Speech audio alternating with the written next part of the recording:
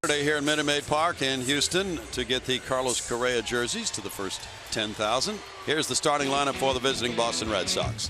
Mookie Betts leads it off in right field. It's Dustin Pedroia at second base. David Ortiz, the DH, batting third. Hanley Ramirez at first base. Travis Shaw at third. Brock Holt at short. Chris Young in left field. Jackie Bradley Jr. in center. Christian Vasquez is the catcher. And the pitcher will be Clay Buchholz. And on the mound for the Astros this afternoon, Mike Fiers, 1-1 on the season. The 30-year-old has an ERA of 6.48. First pitch to Mookie Betts moves him back, and it's ball one for Mike Fiers. This is the first time in his career he has faced the Red Sox. 278 with 4 homers for Betts, 14 runs batted in. Big game last night. 4 hits, 3 for extra bases, 2 triples and a double. And Betts is ahead in the count, 2-0. The first inning has been troublesome for Astros pitchers this year.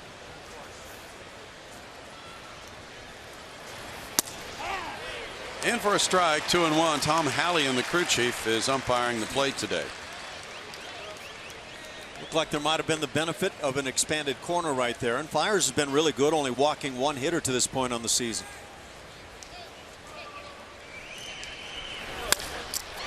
That's smacked on a line to left field. Colby Rasmus over to play it. Leadoff single for Mookie Betts, who was torrid last night, and he keeps it going here in this at bat. Back on Mike Fiers. Last Sunday picked up a win, his win on the season against the Tigers, going 5 2/3. First time career-wise facing the Boston Red Sox. He beat Detroit last Sunday, giving up 4 runs in 5 2/3 innings. And the start before that, pitched well, but lost here to Kansas City 3-2. Dustin Pedroia, 2 for 5 last night. Takes strike one, and the Arizona Stater with a .299 average has 1 homer, 6 runs batted in. Pedroia is a .418 career hitter against the Astros. That's the highest for any opponent in Astros history, with a minimum of 100 plate appearances.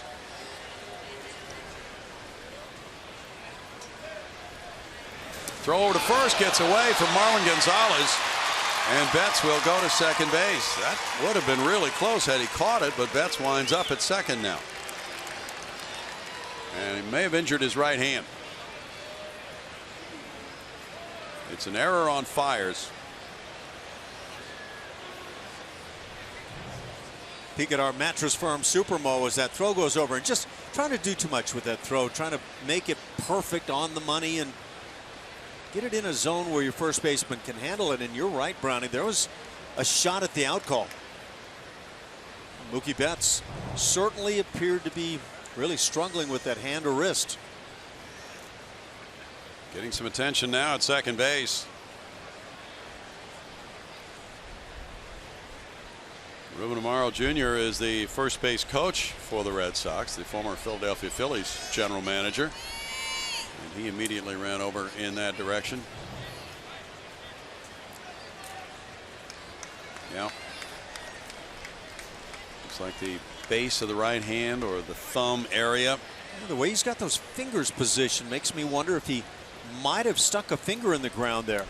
Yeah, it looked like he jammed his hand going back in, Ash. Yeah, that right pinky, possibly the finger that's affected. Yeah. Well, last night, Xander Bogaerts was hit by a pitch on the right hand. He left the game, and he is not in the lineup today. No serious injury, but we understand he has some soreness. Expected back tomorrow. And now Betts is going to stay in with an 0-1 count on Pedroia. The Astros have allowed 23 first inning runs in their 17 games. David Ortiz is on deck for Mike Fiers.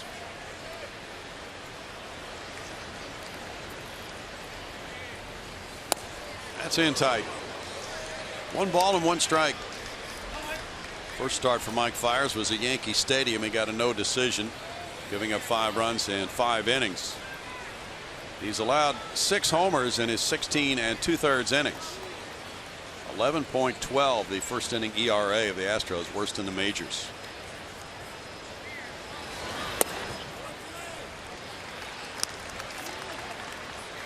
It's a 2-1 count now, and so they've been playing catch up after the first inning in several of their games this season. They tried to snap a 4-game losing streak today. They've won 5 and lost 12. 5 games behind the front-running Texas Rangers. Fouled away. Well, Brownie, those first inning numbers you mentioned certainly factor in for the Astros pitching staff. And they cause this staff, or certainly push them in the direction of being dead last in the league in ERA. The Boston Red Sox, however, are just above the Astros. Now, these two starting rotations are last and next to last in that ERA department. Both of them over 5.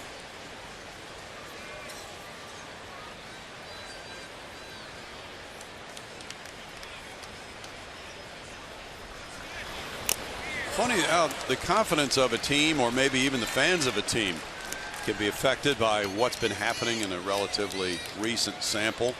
In this case, only 17 games of the season have been played, so most of them are well within the memory of people who watch a lot of games.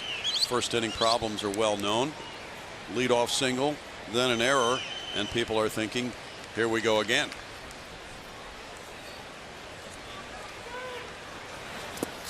I don't really think players think that way. 3-2.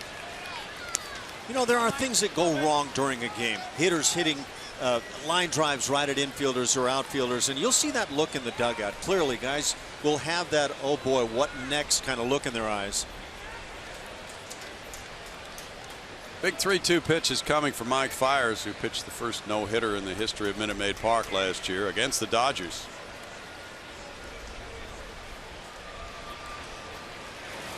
Pedroia takes a walk. First and second, nobody out. Yeah, just to mention again, that's just the second walk issued this season by Fiers. Now his 4th start.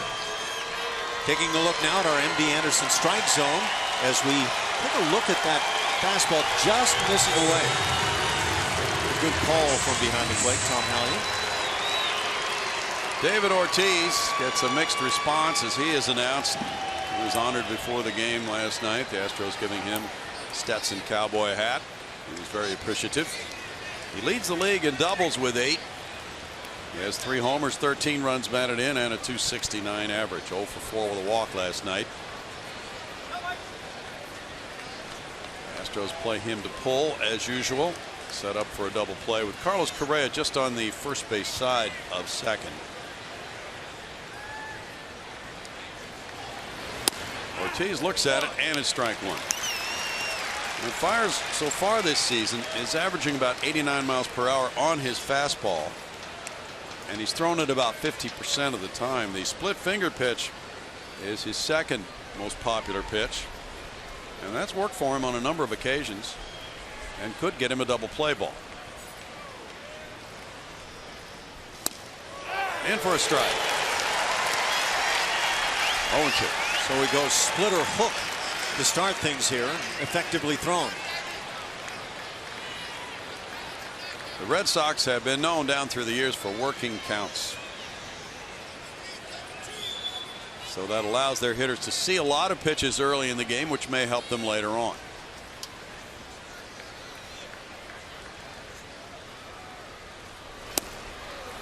One and 2 to Ortiz.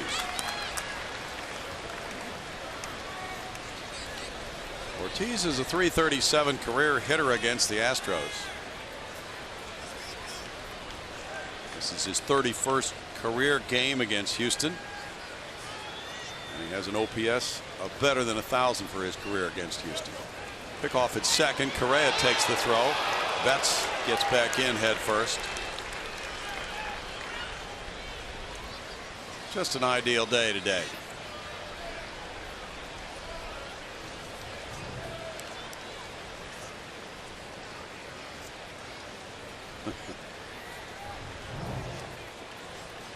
Right behind the umpire, Dan Bellino, on that.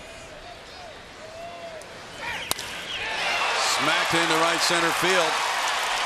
Betts around third, coming to the plate.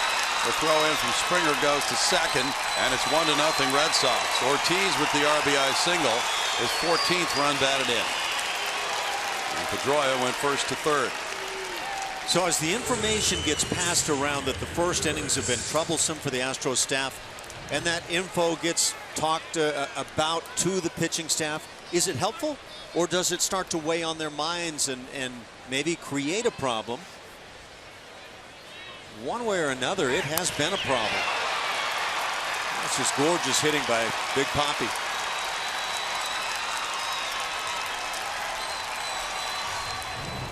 Hanley Ramirez has runners at the corners with nobody out, with a .277 average, 1 homer, 8 runs batted in.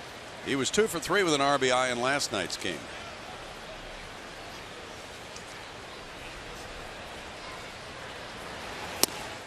Big cut. There's strike 1. Ramirez has hit .368 in his career against the Astros.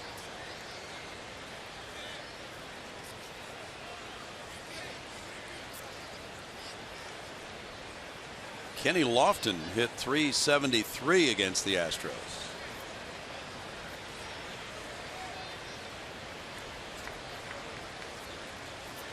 Travis Shaw on deck.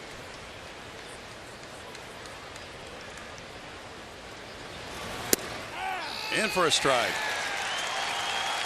It's 0-2.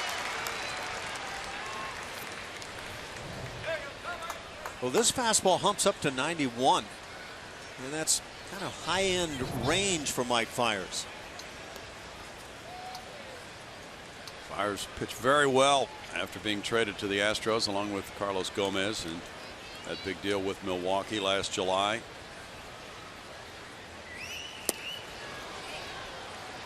One and two. Didn't get a lot of decisions, but his ERA was low. 3.32 in 10 games, 9 as a starter with the Astros. He was 2-1.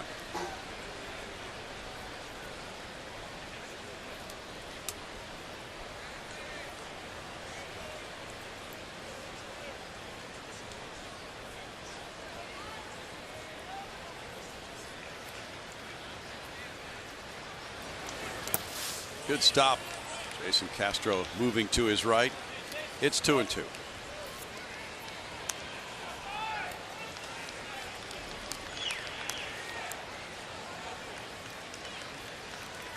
Red Sox have won 8 and lost 8. They're 4-2 on the road in the early going. The finale of this series will be tomorrow night. It's a 7:05 start. Red Sox will call up a lefty, Henry Owens, to start against Scott Feldman.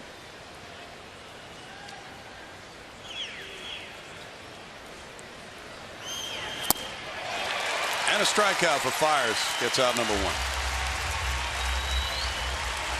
And he turns to the splitter to pull it off. That can really be an effective pitch on a day where he's got a little extra hump on the heater. And it appears that that's what's happening today. So well done with that splitter.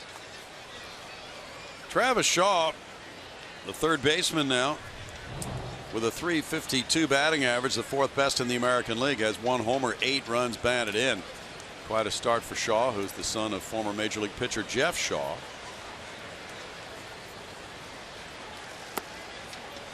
Travis takes, and there's ball 1. He was 2 for 4 in last night's game. Travis was born in Washington Courthouse, Ohio. His dad, Jeff, pitched for 12 Major League seasons, starting 1990. Travis had about a half a season with Boston last year, hitting .274, 13 homers, 36 runs batted in.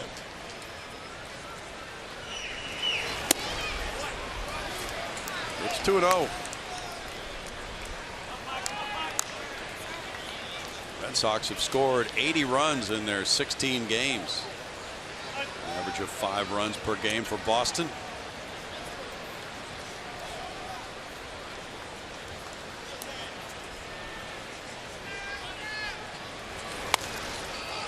Out toward third, it trickles foul.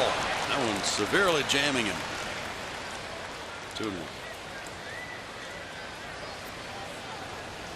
We're going to look at some more of the pitching numbers with the Astros. ERAs by innings. You can see early in the ballgame, of course, we've talked about the first inning, but those first 2 innings have been very troublesome. From there on, the club has pitched well.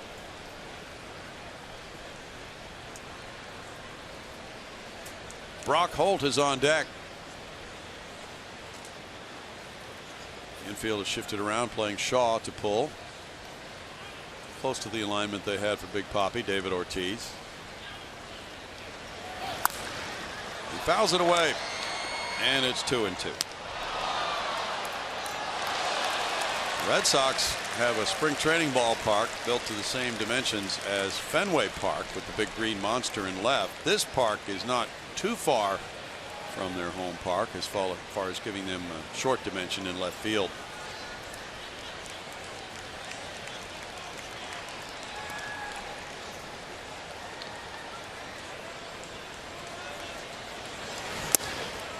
Now it's a full count on Shaw.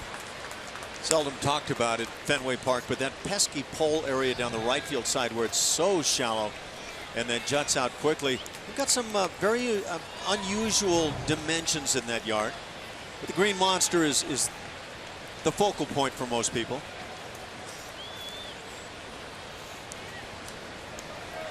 .25 pitches already for Fiers. One out into the first inning with 2 men on. He struck him out. Again, back to that splitter. Not even a good location, but got it done with that change of speed. Again, having that fastball up to 90-91 can really set this up, but not an ideal location other than it drifts to the outside edge. That Shaw just simply fooled out in front. Yeah, didn't drop all that much. Brock Holt has a 14-game hitting streak against the Astros. Former Rice University leadoff man. He chops one. Fiers is there. One unassisted for out number 3. It's 1 run, 2 hits, 1 error, and 2 left. Red Sox 1. Astros coming up.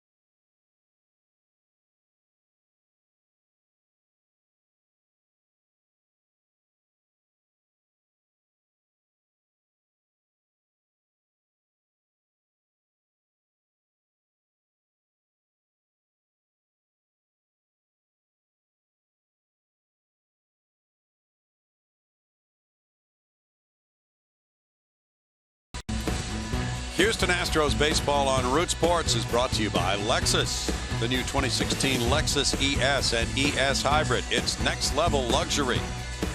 And by Southwest Airlines. Transparency. Low fares. Nothing to hide. Orbit had a routine before the game. And he lost his drawers. Last year he had a little Boston Tea Party there. He was catching some sun, and there's plenty of that here today. As we check the Astros starting lineup, it's brought to you by Southwest Airlines. Jose Altuve leads it off and plays second base for Houston. George Springer's in right field with Carlos Correa, the shortstop. The cleanup man is left fielder Colby Rasmus. He's followed by DH Preston Tucker, Carlos Gomez in center field, Marwin Gonzalez at first base, Luis Valbuena at third, and Jason Castro the catcher.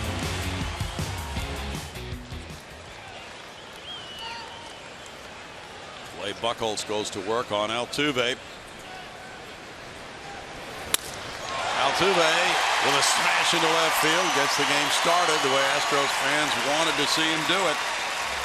Leadoff single for Altuve. Now there's that question mark with Altuve. Do you like seeing him free swinging or taking a bunch of pitches? He gets one to his liking, but you can see he's already in that mode to hammer away. And he is mighty good when he swings the stick.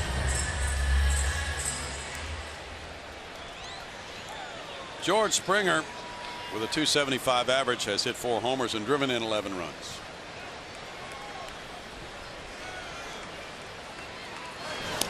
First, Altuve back. Altuve is the league leader in steals with 7 in 8 tries.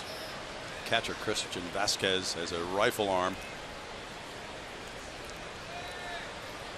Buchholz is a native Texan from Nederland, which is about 90 miles from here. Went to Angelina Junior College. In the dirt. Springer looks at ball 1. And Buchholz has dominated the Astros in 4 career starts. A 3-0 record of 1.38 ERA.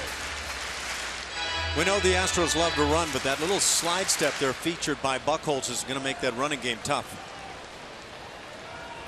He had a dominant game here in 2014, shutting out the Astros 11-0. In that game, he gave up 3 hits, did not walk a man, and struck out a dozen. On Clay Buchholz, making his 4th start on the year. His last one was the good one. Has an ERA over the 5.5 mark, looking for his first win lifetime against the Astros. Totally dominant in 4 previous starts, 3-0. It's 2 balls, no strikes. Buchholz pitched shutout ball in his last start Sunday against Toronto. He got a no decision. He allowed no runs on 6 hits in 6 2/3 innings. And even though he's 0-1, he had that shutout start. The Red Sox are 0-3 in his first 3 starts of the year. Springer looks at it. It's good for strike 1. And it was the bullpen coughing up that last one. But yeah, it's one of those numbers you always like to have your team on the favorable side. Maybe. Buchholz is 12th on the Red Sox all-time strikeout list. And he's working on keeping Altuve close. I would contend with that slide step that Buchholz has used. The lead's going to be one way down at first base anyway. You can't run on that without a hit and run.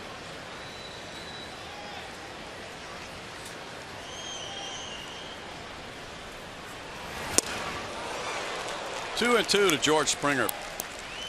In that last start, which went so well for Buchholz, he had 4 inning-ending double plays. George has been really starting to let it loose with the bat, and it's been paying dividends. Carlos Correa's on deck.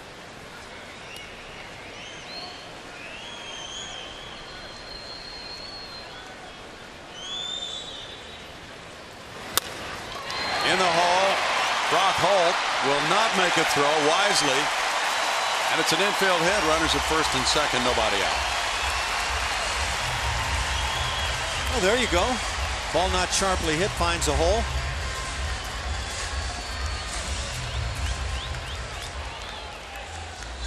A smart non-throw by Brock Holt.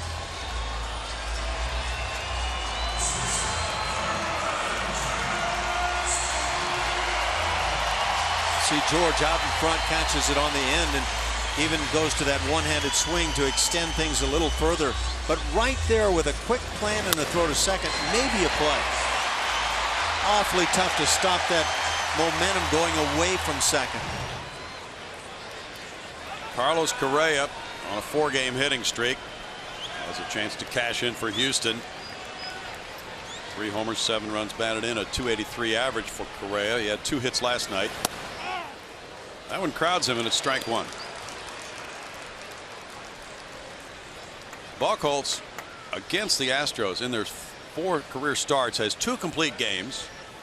He's issued only 4 walks in 32 2/3 innings while striking out 39.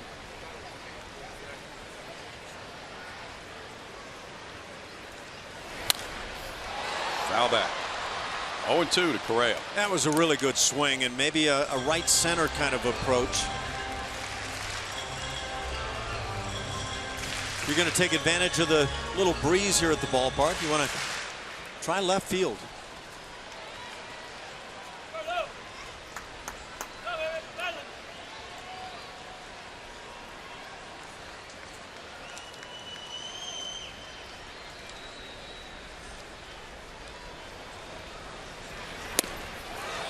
Throw to first, diving back in is Springer on ball 1 to Correa. Vasquez likes to throw to the bases. There's a peek from right field. You see catcher coming there immediately. That's a preset play with first baseman knowing he's breaking following the pitch. Buchholz went to Lumberton High School.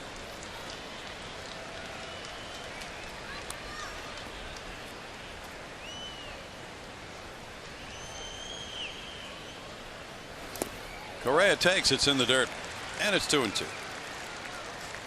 Fastball has not been effective for Clay Buchholz in the early going, with a .407 batting average against it. Turn to that changeup on the 1-2. Maybe a little like Mike Fiers here this afternoon. Yeah, they kind of have similar numbers in terms of their distribution of pitches. Both of them relying pretty heavily on secondary pitches rather than the fastball. The more you get toward mid-90s and plus as a pitcher, the less you have to rely on the other pitches.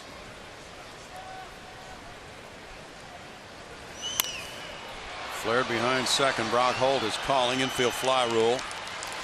1 out. Thing is, even at 91 as that fastball was right on the hands, it becomes a totally different pitch. There you see what's been happening with Buchholz the last 3 seasons with that batting average against the fastball.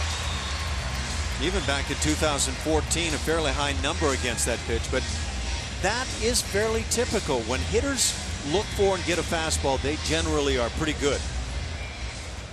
Buchholz went on the disabled list last July 11th with a right elbow strain, and that ended his season. Colby Rasmus is tied for the club lead in homers with 5. 0 for 4 last night. Turned towards second. Altuve diving back in.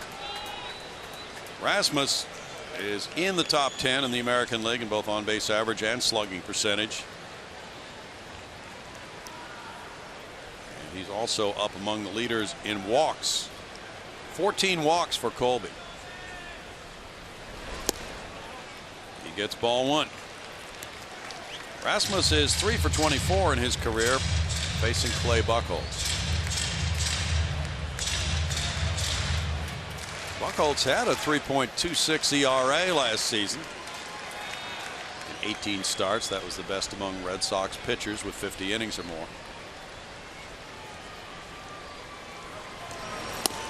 Off the plate again. 2-0. Colby has been patiently working those 14 walks this season. Preston Tucker's on deck.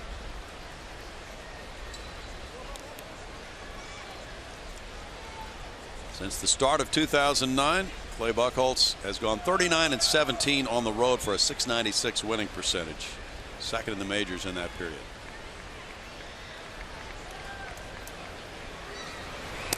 Way outside, it's 3-0. Stephen Wright pitched a whale of a game with the knuckleball last night, leading Boston to a 6-2 win. Gave up 1 unearned run in 6 2/3 innings. Ryan Hannigan, his catcher from last night, may still be sleeping in this morning.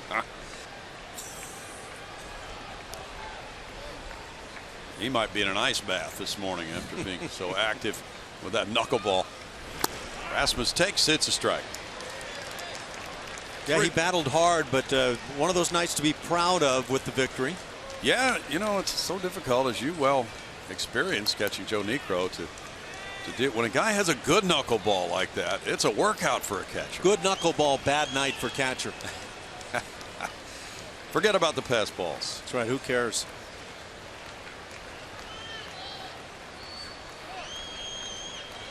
The Astros 3-5 at home, where they were so dominant last year. Last couple of years they've had a magnificent home record. Now they're meeting at the mound. Last year they were 53-28 at Minute Maid Park.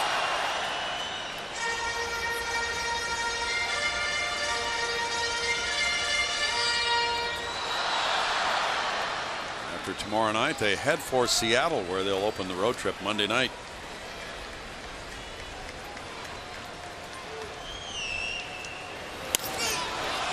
in the air on the infield. Hanley Ramirez, infield fly. 2 outs. And Preston Tucker will try to deliver.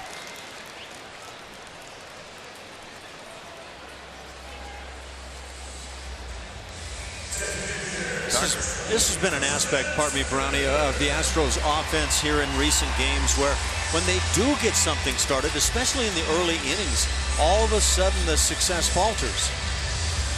They're hitting 171 with runners in scoring position. They were 1 for 8 last night. They've gone 5 for 38 their last 4 games with men in scoring position. And with men in scoring position and 2 outs, 119. Tucker at 242 with 2 homers has driven in 3. Preston was 1 for 7 in the Texas series. Didn't play last night. Strike 1. Carlos Gomez on deck.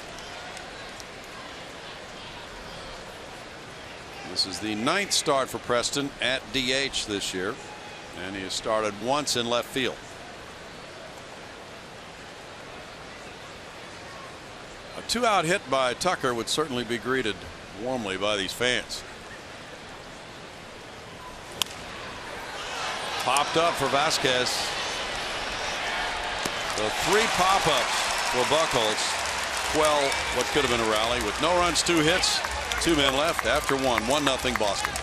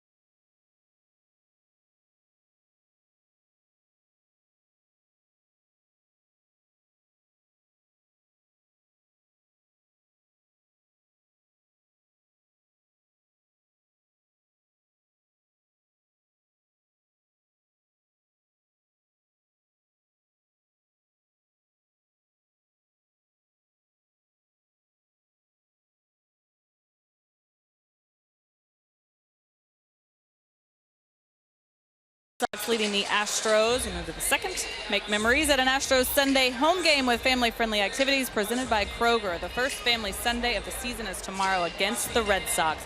For more info, visit astros.com/Sundays or call 1-877-9-ASTROS. The Astros trying to play from behind once again, but Fiers getting out of that inning, getting out of some trouble with just that 1 run. You saw the 2 strikeouts coming off the splitter, a pitch that's been very effective for him so far this year. And especially with that fastball getting up to 91, as Ash mentioned, could be a great combo for him against all these lefties. Very important to have that changeup, but also the righties. He told me that he got Hanley Ramirez out with that splitter earlier, but he told me before this game coming in, just really important to keep it down, not to let it drift into the swing path of those right-handed hitters, guys. Thanks, Julia. 1-0 Boston. Chris Young, the Houston native, takes ball 1. He is a terror at Minute Maid Park. Career average 396 here. 167 with 1 RBI this season. He got into the game late as a pinch runner and played left field last night. It's 2-0 to Young, and Young is a .326 career hitter against the Astros. Chris, 32 years old. Again, his career with the White Sox, then Arizona, then Oakland, the Mets, the Yankees. It's 2-1. He just always seems to light it up. He went to Bel Air High School, first team All-State, and just about every time he's come back to Minute Maid Park, he has gone nuts with the bat.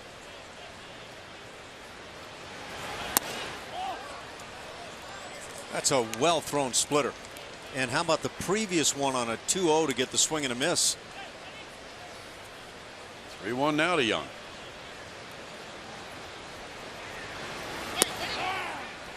Full count. Chris has 169 major league homers. Chris Young didn't like this call, but good pitch. And you can see the previous pitch, that splitter was there. It's there for strike 3. And Young throws his head back on the Tom Hallian call. Third strikeout for Fiers. Well, there were some good pitches in that sequence, and not all paid off. You can see that pitch number 4 was right on the money. This one goes out to the edge. There's that splitter grip. And combined with that little bit more velocity fastball today, this is looking good. Great viewing position there. Just a reminder now, as you enjoy a cold one, to look forward to Miller time later in today's game, brought to you by Miller Lite. Jackie Bradley Jr. in the number 8 spot, looks at ball 1, starting the day at 240 with 4 runs batted in. He was 1 for 4 last night. That hit was a double for Bradley.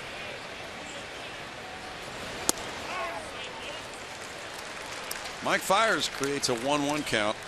Fiers has struck out 3 of the last 4 batters. And Bradley is 10 for 29 lifetime against the Astros, 345. It's 2-1. Red Sox as a team are hitting a robust 274.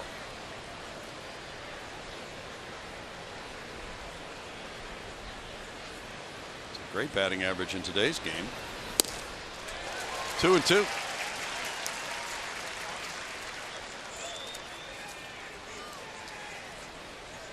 Gomez is shading to left center on Bradley. Yeah, Brownie, the top 3 teams in the league in terms of batting average: Baltimore, Boston, and Detroit. 3-2. Of course, we know the Tigers with that lineup tend to be up there in recent years. Baltimore has really turned it on, and they've got the power game.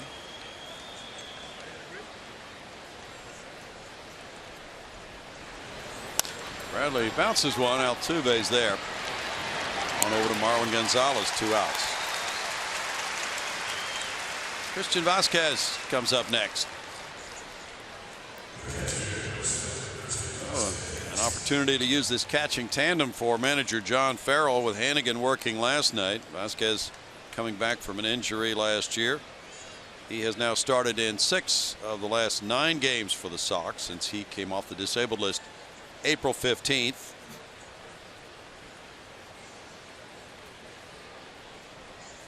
He missed all of last year with Tommy John surgery.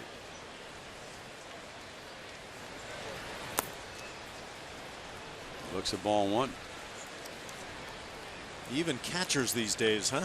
Yeah, it's crazy, isn't it? And he's throwing like he has no fear at all. True. Great arm. He's from Puerto Rico, as so many fine major league catchers have come from there. 1 ball and 1 strike. Fiers for the moment almost a 2-pitch pitcher. That curveball not really a big part of the arsenal, although that might have been the hook. Had him out front.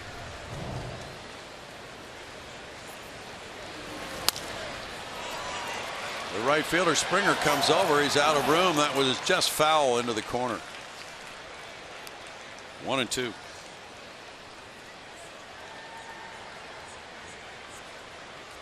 Vasquez broke into the big leagues in 2014. He had 175 at bats with Boston. He threw out 15 of 29 trying to steal that year. So that tells me a lot of people chose not to run at all, if you're talking about numbers like that. Well, his pop time, as they say, is under 1.8, Ash. You go 1.9, you're pretty good on a standard good. You go 1.8 and you're really good. Correa to his left.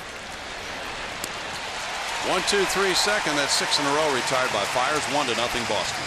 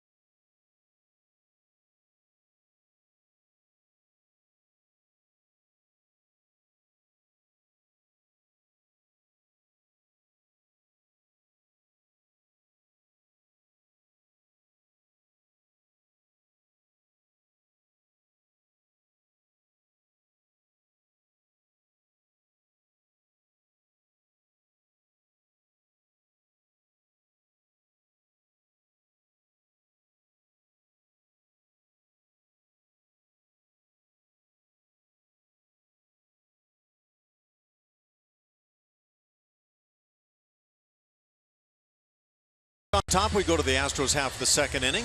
Academy Sports and Outdoors and the Houston Astros are hitting home runs for Houston. Who's hit the most home runs right here at Minute Maid Park through the years? That would be Mr. Lance Berkman. Of course, Jeff Bagwell right behind. Craig Biggio not to be deterred. And how many of those in the first inning? Carlos Lee. Pretty nice names there.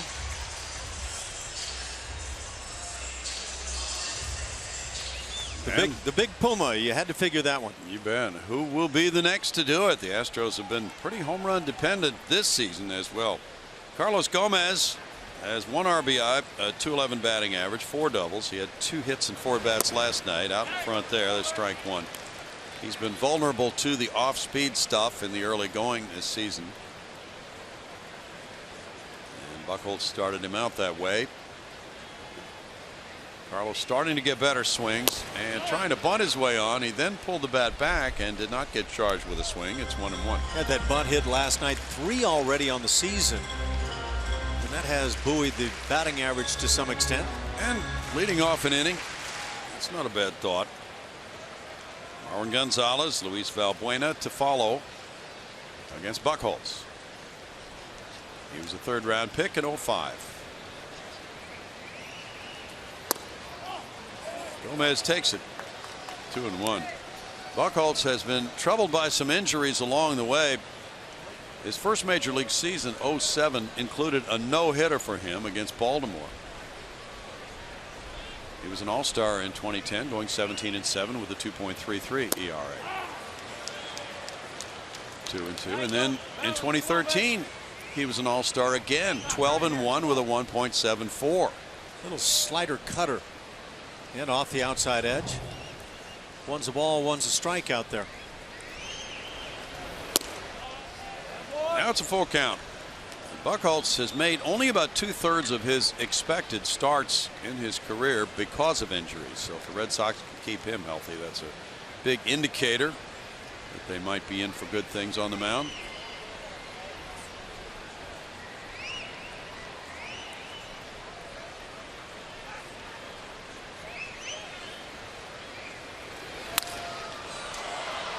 Towards shallow left field, Brock Holt is out. Calling off Shaw. 1 out. Red Sox have finished in last place the last 2 years and 3 of the last 4. But they won the World Series in 2013. Marwin Gonzalez, a 185 hitter, has 1 RBI. 0 for 1 in last night's game.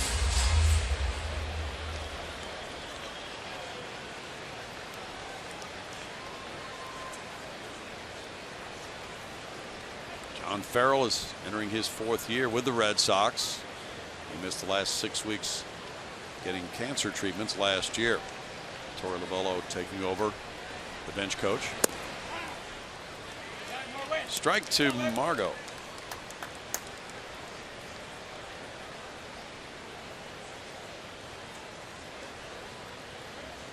The Astros have an all-time record against Boston of 10-20. They're 7-9 against them here in Houston.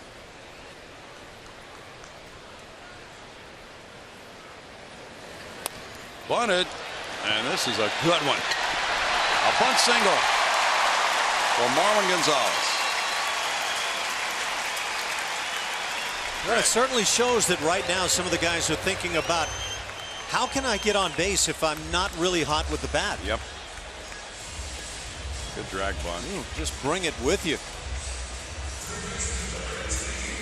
Great looking technique on a pitch that's up. Generally not a good pitch to bunt, but if you're going to bring it with you, that's about as well as you can do it. Marwin's not even a burner going down the line and beats it handily. Yep, because it was so well placed. Luis Valbuena with the shift on has the ability to take it through the left side of the infield. He cracks one toward the right field corner. Extra bases off the wall. Valbuena heads for second. The throw goes into Pedroia. Margot stops at third on the double by Valbuena, his 3rd 2-base hit. That has been missing in action And so really nice to see on the heels of the bunt single. Just good and aggressive early swinging, get a pitch to handle. That fastball right there hit me.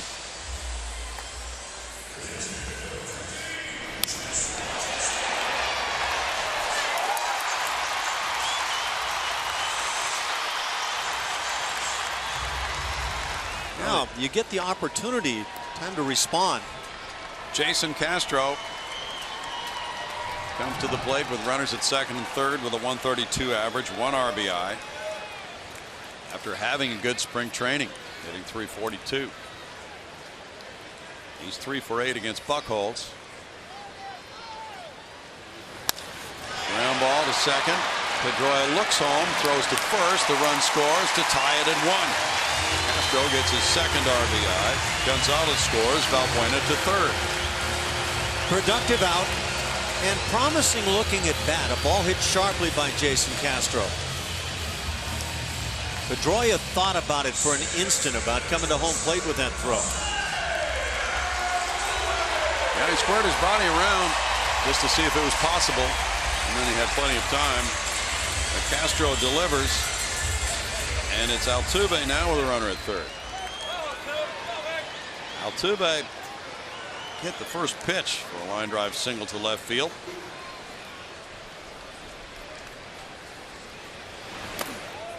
In the dirt, ball 1.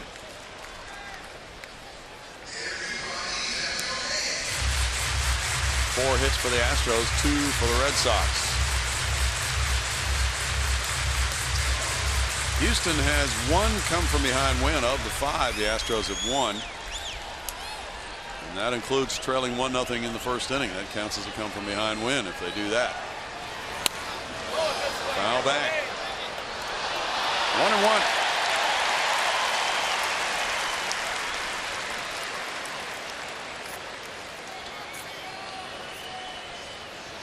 Buchholz has been so consistent when facing the Astros. He has not had a bad start.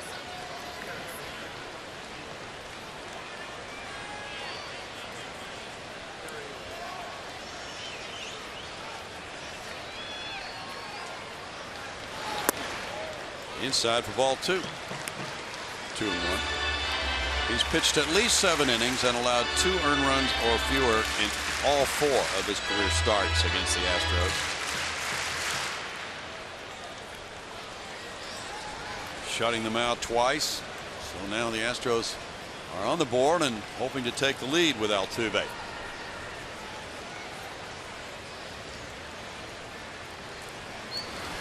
one almost hit him. 3-1. Springer on deck.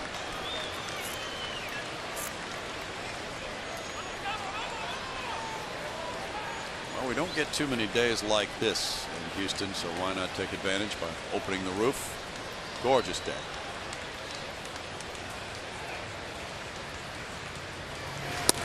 Altuve takes a strike on the edge to make it a full count.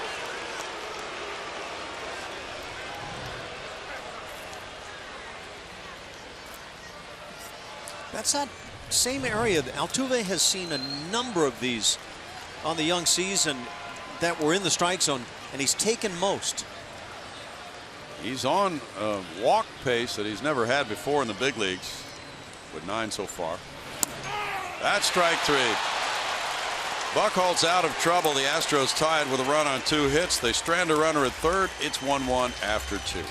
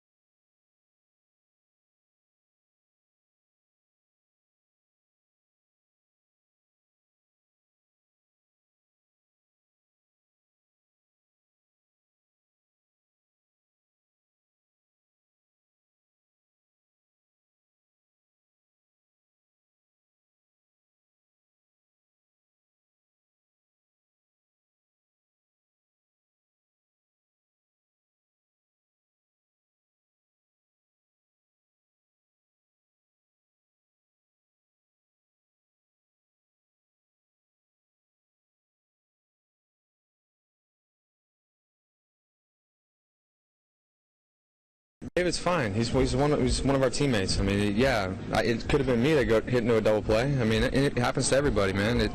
He's had 60 at bats. I mean, a couple years ago I had 60 at bats. I was hitting 170, and everyone was ready to kill me too. What happened? MVP. Laser show. That quote right there from Dustin Pedroia is where he got his laser show nickname. That was back in 2010 when he coined that. Still goes by laser show if you're a Boston Red Sox fan. We're asking you with our Chevy Stroh poll, what's the best current baseball nickname? This is always fun. Big Papi here. The laser show is here. Kung Fu Panda's a good one. Or how about Todd Father for Todd Frazier? That works. This is fun. You can vote on our Root Sports SW Twitter page right there, and we'll tell you who wins.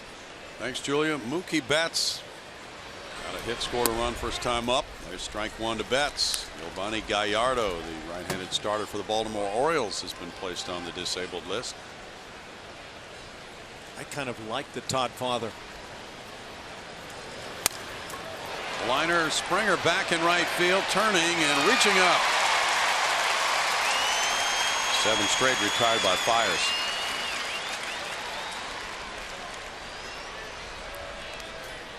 Now Pedroia, the laser show. Self-proclaimed, but he backs it up pretty well. He can back it up. 9 current Red Sox players have at least 25 at bats, and they're hitting .325 against Houston. Pedroia at .418 against Houston, leads them all. He looks at it, it's strike one. Boston is leading the league in runs scored. Second in total bases, first in doubles, first in triples, but 13th in homers. Ground ball in the hole. Correa backhanding, can't make the play. Pedroia is safe. That's a single for Pedroia. Cleanly handled. That was going to have to be a heck of a play by Correa to be able to get the out. But we've seen him make the play. Looks like the ball came up just a little bit to the heel of the glove.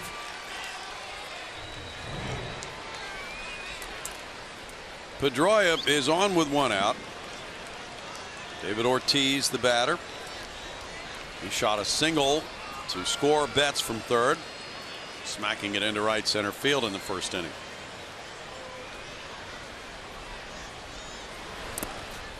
In the dirt, ball 1. Left-handed hitters are hitting .343 against Mike Fiers. Right-handed hitters .294. Valbuena is giving Ortiz the entire third base area for a single.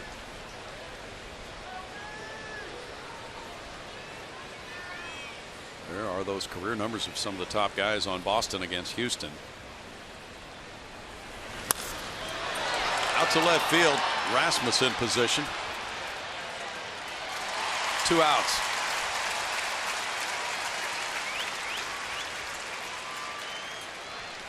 Fiers have thrown 5 changeups in a row now. With the fastball, he gets the out, and it's Ramirez next. As that fastball has been diminishing in velocity since the first inning, the success has followed. Maybe oddly in that being the case.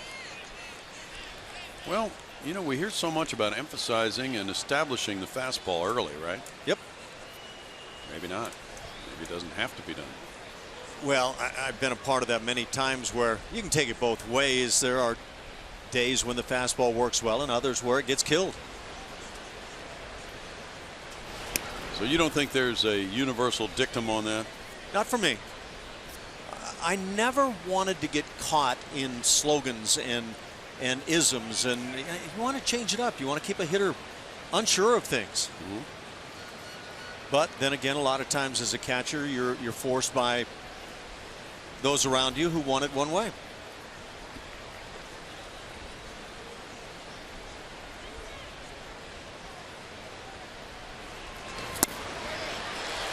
Strike to Ramirez. Did you ever have a game plan and then go out there and call a different game and not have somebody get on you for that? When you win, yeah. When you lose, probably not. But look, game plans go awry. And if you're not willing to see that early and try to change things around, I think you're making a mistake.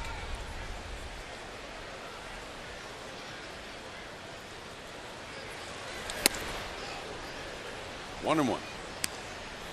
Now, when I say that, everything that I said is from my days of playing. I'm not picking apart anything that's going on right now, but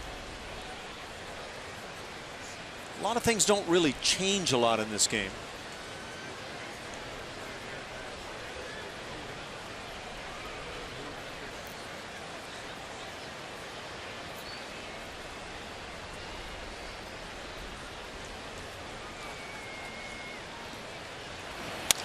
Ramirez with a high drive to right field sends Springer back to the track for out number 3. No runs, a hit, and a man left. It's 1-1 in the third.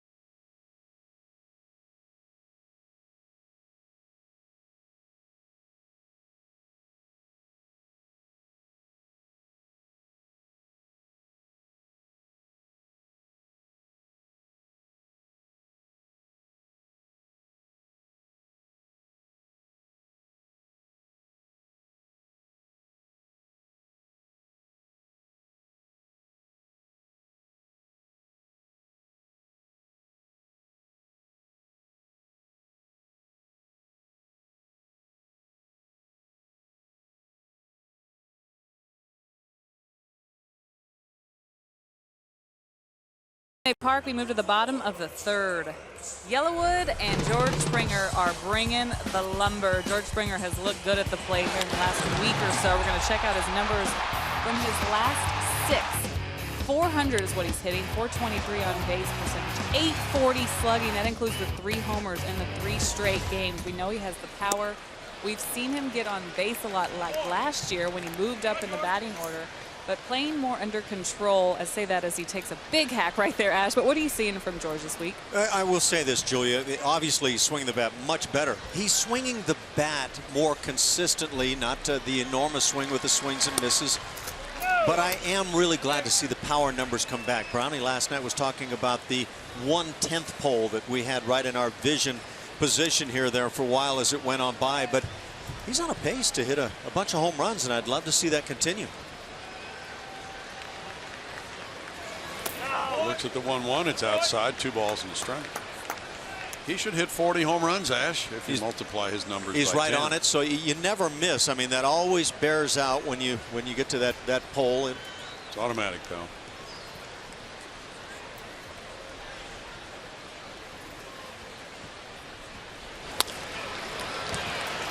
Pole. 1 out. And Carlos Correa will be next. Todd Frazier hit a big homer for the White Sox in the bottom of the 8th. A 2-run shot off Sam Dyson to give the White Sox a 3-2 lead over Texas. Texas is now batting in the 9th inning off David Robertson. Rangers got a home run themselves earlier in the game. Correa popped to shortstop. That Ranger home run came from Ian Desmond off Carlos Rodon. His 2nd of the year. Rangers currently are leading the Astros by 5 games. They're tied with Oakland for first place at 10-7 atop the AL West. And the Astros will be in Oakland in a few days. There's a strike to Correa. They go to Seattle first for 3, then an off day, and then Oakland for 3. Correa's been getting a lot of hits to right field, 9 of them to right field, 4 to center, and 4 to the left.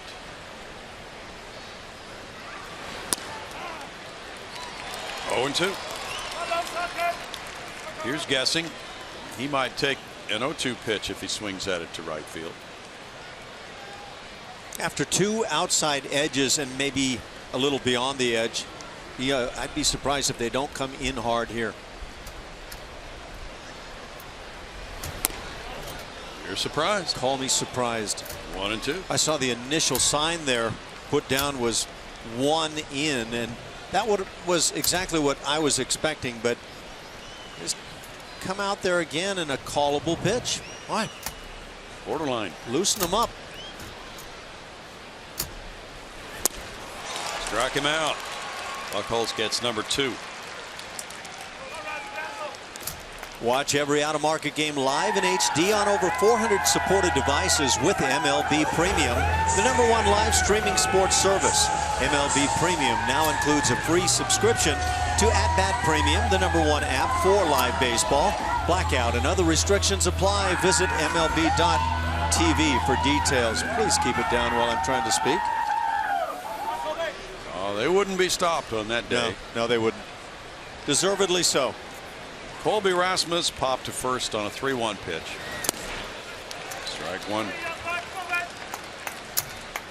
Colby's donating $1,000 for every home run to Team Rubicon.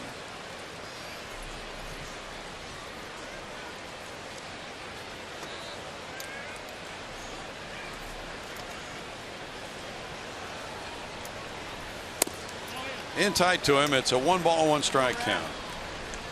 Colby launched his Hitters for Heroes program. Team Rubicon is a disaster response nonprofit that utilizes the skills of military veterans to provide relief following natural disasters. Flared near the left field line, and it is a foul ball. Colby wasn't running, but it was foul by about 4 feet. 1 and 2.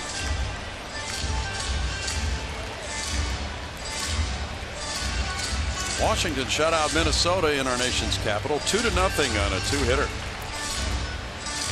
Phil Hughes, the unfortunate loser for the Twins, because he really did pitch well, but the Nationals had Tanner Roark on the mound, and he struck out 15 Twins in 7 innings.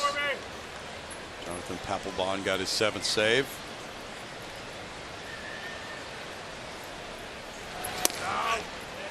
Two and 2. That Nationals team was looking very strong, now 13-4. Dusty Baker's in a good spot. Yeah, this is what was expected the last 2 years of that club, and they struggled. Colby checked his swing, and now it's full. And then how about those Cubs? They're unstoppable, aren't they? They're 13-4. When Jake Arrieta's on the hill, they're unstoppable. John Lester's not too bad. Rasmus is down on strikes. That's number 3 for Buchholz. That ends the 3rd inning with the game tied at 1.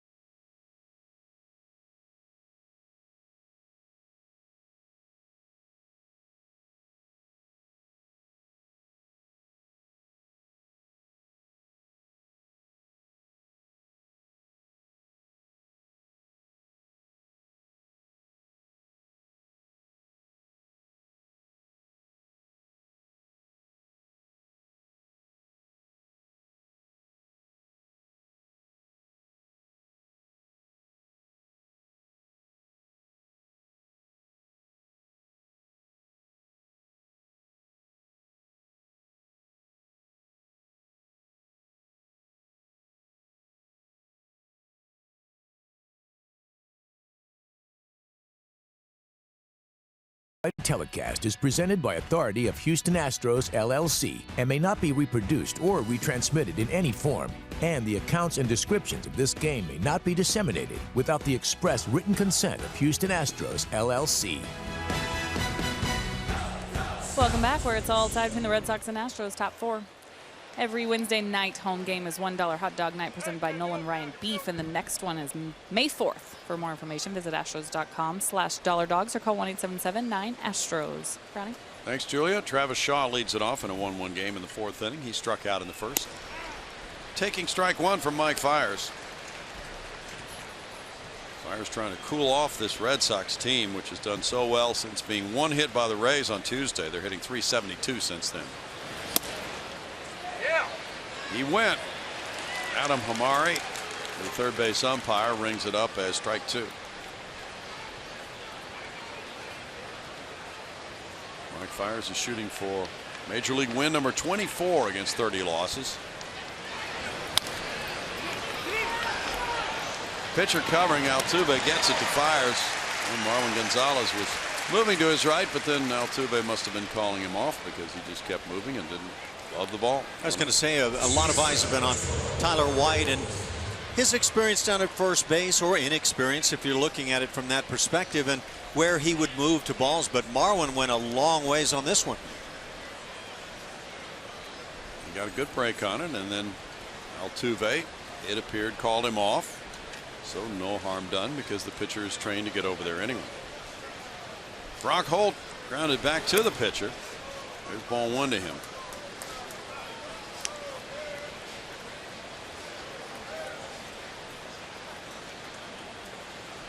Marwin is just so proficient at playing the various positions on the infield. Doesn't matter where he is, he's going to put in a big time performance. 1-1. But you know, watching him recently in the pregame workouts the Astros go through, and I've realized he's had a really good arm, but he might have, along with Jake Marisnick, the best arms on this team.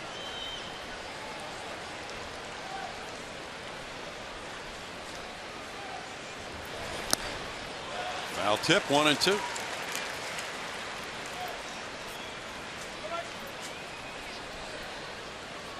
You like that StatCast number of the velocity on throws? Well, I've certainly looked at it, and I've been stunned by some of the numbers with the outfielders. Yeah, they can get up to 100, can't they?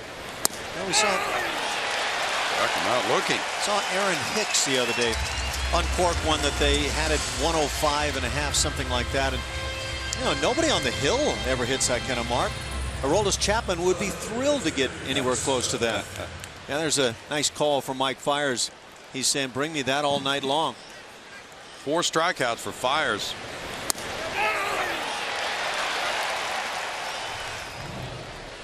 Chris Young struck out looking in the second inning on a 3-2 pitch. Young takes ball one. Mike Scott used to tell me that he could pick up 8 to 10 miles an hour by going on the mound versus on flat ground, that he just simply couldn't hit the velocities from flat ground that he could from the mound.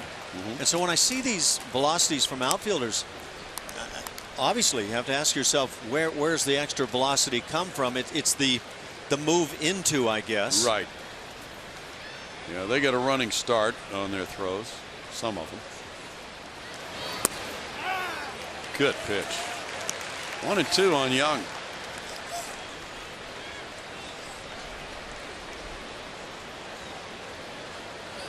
Young back in 2010 was an all-star. He hit 27 homers, drove in 91 runs that year.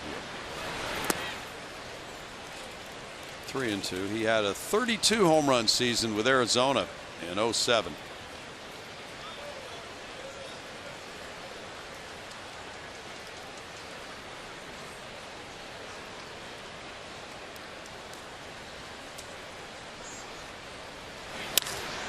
He yanks this one foul. Still 2-2.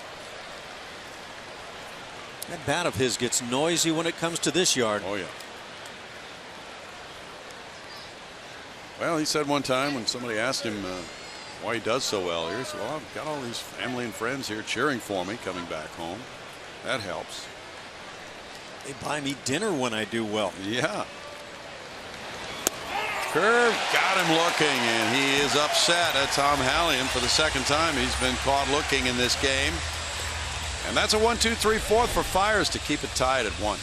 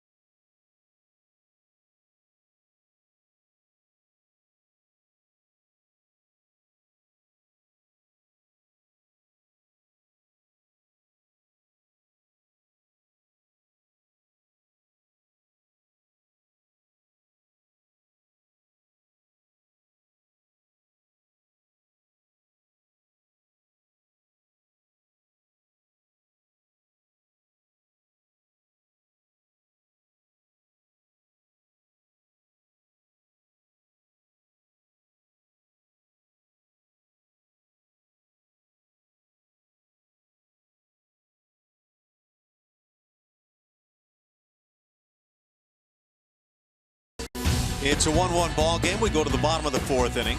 Houston Astros baseball on Root Sports is presented by Southwest Airlines. Transparency, low fares, nothing to hide. And by Academy Sports and Outdoors, donating $100 for each Astros home run and $200 for each Correa dinger to Houston Children's Charity. It's a 1-1 game. We go to the bottom of the 4th here at Minute Maid Park. Preston Tucker leading it off. He fouled out to the catcher earlier. He tried to drop a bunt down. It was wide open for him, but fouled it. There's strike 1 to Tucker. Brock Holt came running in, and he had a long way to go, but now the bunt is still there for Tucker if he wants to give it another shot. A lot of hitters don't like to try to bunt more than once in an at bat. Thing is, you don't want to lay that little soft one down. You want to pop it that direction. Foul back. 0-2. Have we seen teams deploy this way against Tucker quite a bit, playing him this much to pull? It's pretty strong. It's the big difference right here is third baseman in that all the way back shortstop position. As opposed to coming in on the grass. When you bring that man on the left side into the grass, it generally takes away the bunt. And the thing is, on top of that, if you look at angles, now I'll throw in that how hard the ball's hit makes a big difference. But if you bring him in, you cut down angles more effectively than you do when the man is back.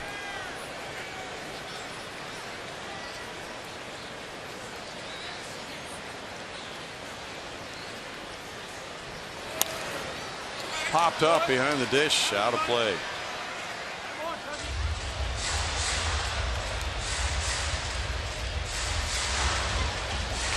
Well, it's kind of the Ted Williams shift, right? Ted didn't care. No, he didn't. He'd bang a line drive right over those 3 players on the right side.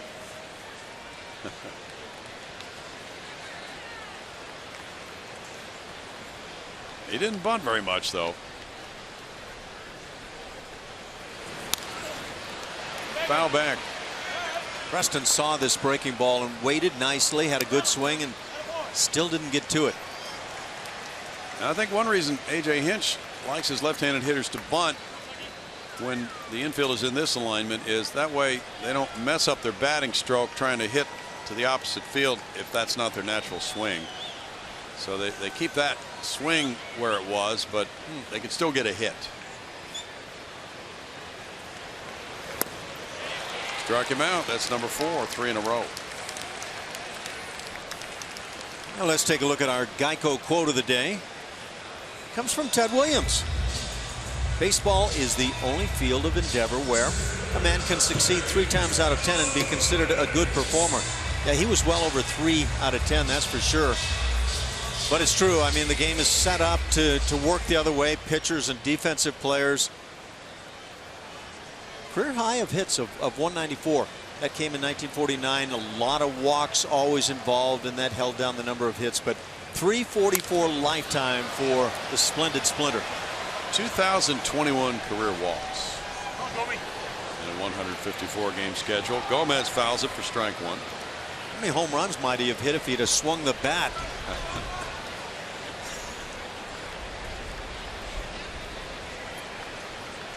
Didn't he love to talk hitting? He later managed the Washington Senators. Loved to try to work with players on their hitting.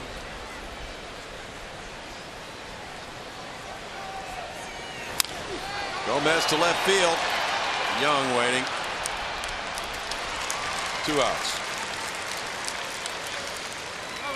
It's an unwinnable argument, but a great one nonetheless when you start talking about greatest hitters of all time, and Ted Williams is always going to come up in that conversation. Marlon Gonzalez bunted for a hit in the 2nd inning, and that led to the Astros run. Valbuena doubled, sending Gonzalez to 3rd, and then he scored on a Castro groundout. Red Sox getting their run on an Ortiz RBI single in the 1st. 4 hits for Houston, 3 for Boston, 1 error. That belongs to the Astros. And for a strike. The Astros continue to play a lot of close games in the early going this season. The offense is putting up just under 4 runs a game, and you'd love to have that more around the 5 runs a game mark.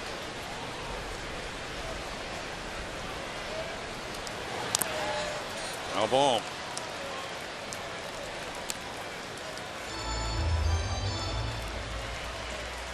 What are we looking at there, Bronny? Is that last year? Oh, the no-hitter from Mike Fiers. That was a great night, wasn't it? Yeah. That's very nice to have the ticket stub on there and then the photo. Haven't seen that one. That is nice. Dodgers came in. They had their stud pitchers working the series, and the Astros shut them down, and Mike Fiers with the no-no. Oh, didn't they, though? Kershaw and Greinke. 1-2. Astros are 2-3 in 1-run games. They're 2-4 in 2-run games. So total of 11 games of their 17 have been decided by 1 or 2 runs. Now Buena's on deck.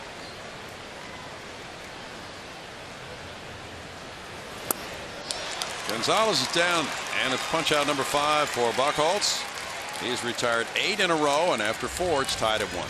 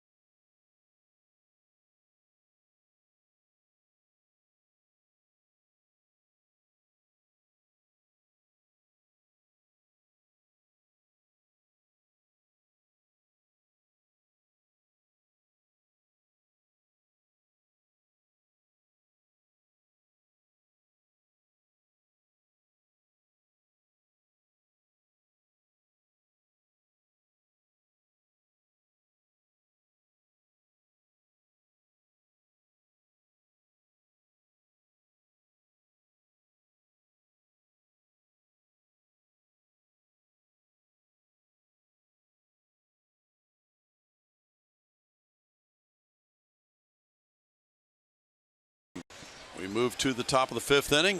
Mike Fiers versus Clay Buchholz. Total of 7 hits by these two clubs, and they have been singles except for a double by Luis Valbuena. Jackie Bradley Jr. leads it off in the 5th inning. He grounded out to second earlier.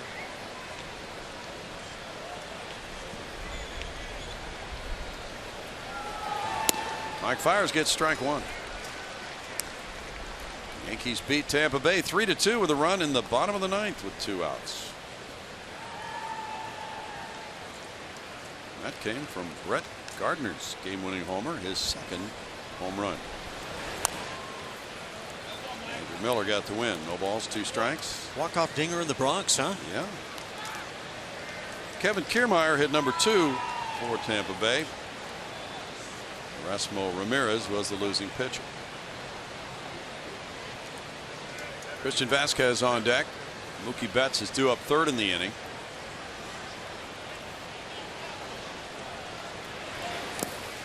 Fans were here early today because when the gates opened, the first 10,000 people through them got the Carlos Correa replica white home jerseys courtesy of Waste Management.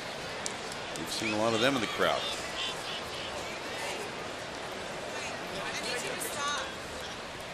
It's a much treasured item after the year he had last year. He got his award for Rookie of the Year on the field. Out to right, George Springer.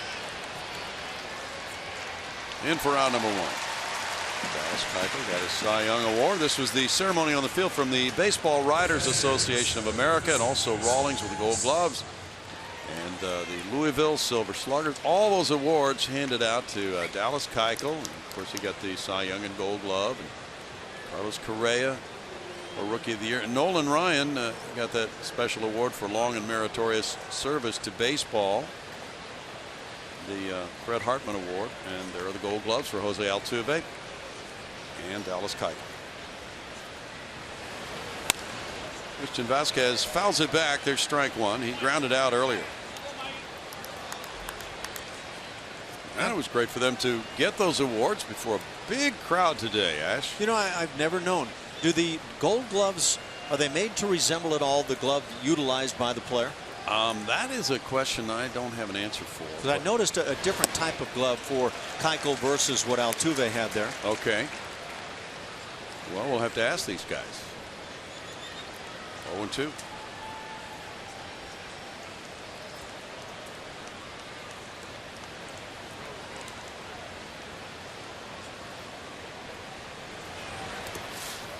One ball, 2 strikes. Let's see now. I'm trying to think of Gold Glove teammates you might have had, Ash. Well, you know, quickly coming to mind, I thought of Billy Doran. I'm assuming he picked up a Gold Glove. Played with Cesar Cedeno for a while, and he was tremendous in center field. Yeah, he was.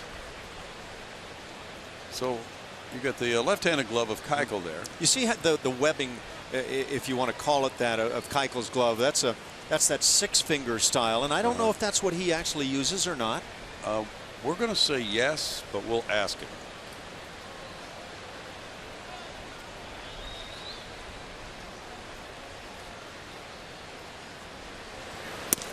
Now, a guy would never let the folks who do that award put gold on his actual game glove and present it to him, right? Now, keep in mind, if a player uses a different brand other than Rawlings, that Rawlings still gives that award. Yeah, that's right. Line drive to right. Springer with the catch. 2 outs. Cedeno won the Gold Glove in 72, 73, 74, 75, 76. Save money and get the games with the best giveaways, including the Award Series bobbleheads with the Astros 10-game Award Series package. Visit astros.com/mini-plans, or you can call 1-877-9-ASTROS to get yours today. Billy Doran did not win one. No. A little surprised. He was a terrific second baseman. Doug Rader won 4 as an Astro. Mookie Betts is 1 for 2. Well, he had Ryan Sandberg. Yeah. Liner to left. Rasmus. That's 8 in a row set down by Mike Fiers, keeping the game tied 1-1.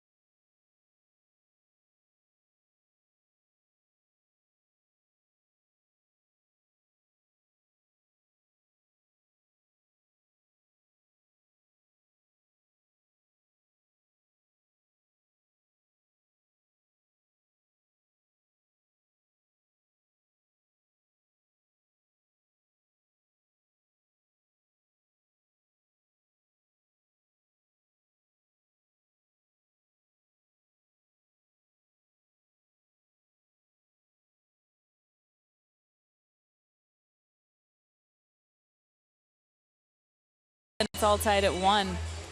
Houston Astros 28 game plans are on sale now. Choose from either our series or weekend plans for the 2016 season. For more information, visit Astros.com or call 1-877-9-ASTROS. Browning? Thanks, Julia. Now, are you pretty warm down there? Or how is it? It's a sunny day. I found some shade. Good. The first couple of innings, I got burnt pretty good. That's with sunscreen on. Yeah, but, you know, it's nice that some of this water hopefully will be dried up around the Houston area today. Yep. Luis Valbuena gets it started in the home 5th inning. 1-1 game. He contributed with a double to right in the 2nd inning. There's strike 1. If the Astros can get this guy going, it's really going to help the offense.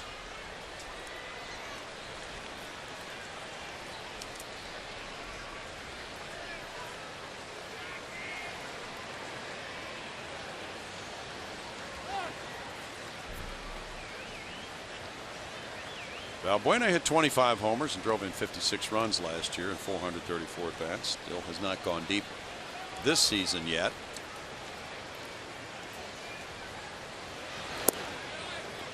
He takes, and it's 1-1. You know, you can identify about 7 guys right now on the Astros who are just far from their normal production rate, whether they be pitchers or hitters, and they're major players on this team. Foul back, but you know, it's still 3 weeks into the season here. 17 games so far. So there's all this talk on talk shows about benching this guy, and you know, let's try to play so and so. Well, 17 games is just not enough time. I'll speak to that offensive side.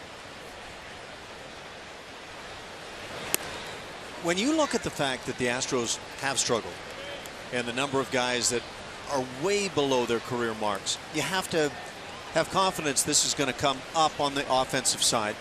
And then you look around and see teams like Oakland, Tampa Bay, Minnesota, the White Sox, and Angels are all scoring less runs a game than the Astros. It's going around. Excellent point. 3 balls, 2 strikes to Valbuena. For instance, Valbuena now has 45 at bats for the season.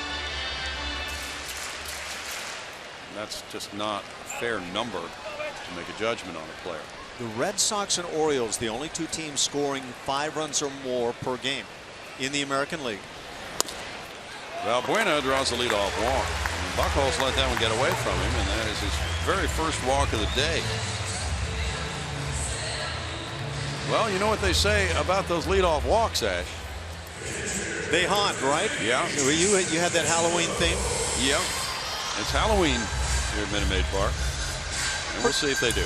Pretty good walk bat flip going on right there, too. And the Cows are here. Chick-fil-A Cows.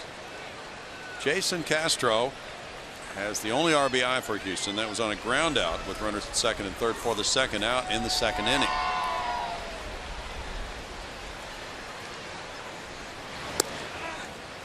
Strike. Buchholz had set down 8 in a row when he walked Valbuena. He's thrown 15 of 18 first pitch strikes in this game.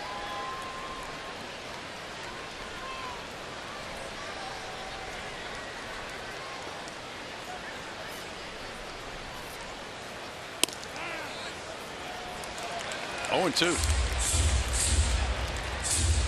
Like the fire splitter, this split change here from Buchholz, quite effective against the Astros hitters despite location. Altuve's on deck.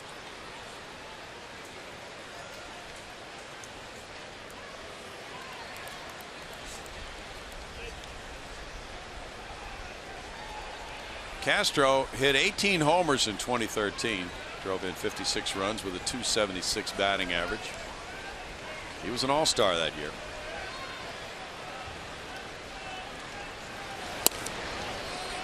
He looks at Bowman. Whew. Yeah. It was close. You want to take this pitch with 2 strikes on you? Probably shouldn't. leaving a lot to chance. 1-2. I would tell a catcher, don't move your glove, don't pull on a pitch like that. Just catch it straight up.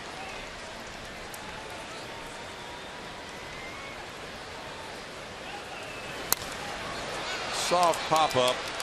Pedroia up the right field line. Betts behind him. Betts calls him off. 1 out. Houston Methodist brings us our league leaders as we look around. Highest exit velocity per event, and you can look at the bottom of what an event is. But Jose Altuve is 15th on that list in the big leagues now in terms of velocity, balls coming off the bat.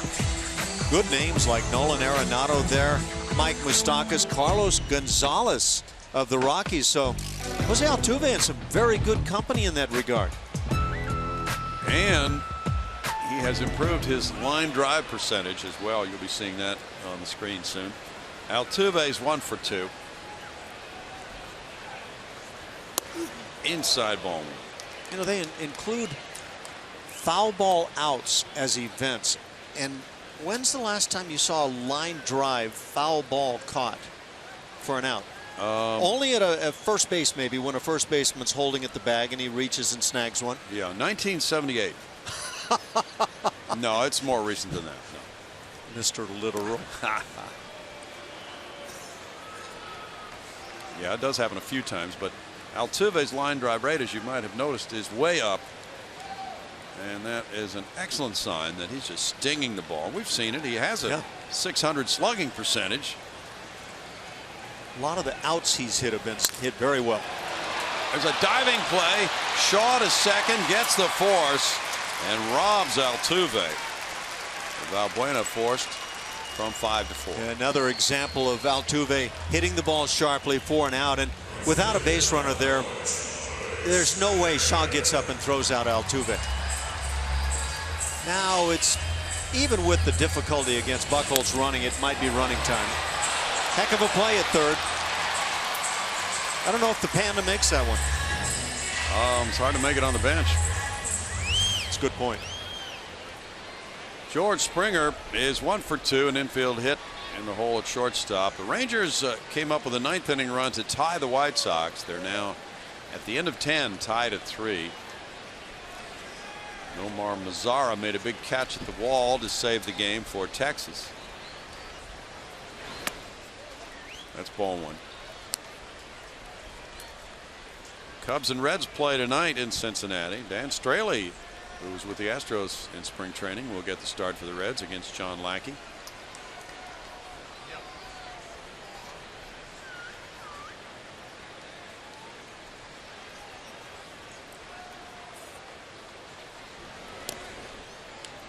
Blue Jays whacked the Athletics 9-3 today. Jay Happ, the winning pitcher, is now 3-0 with a 2.42 ERA for Toronto.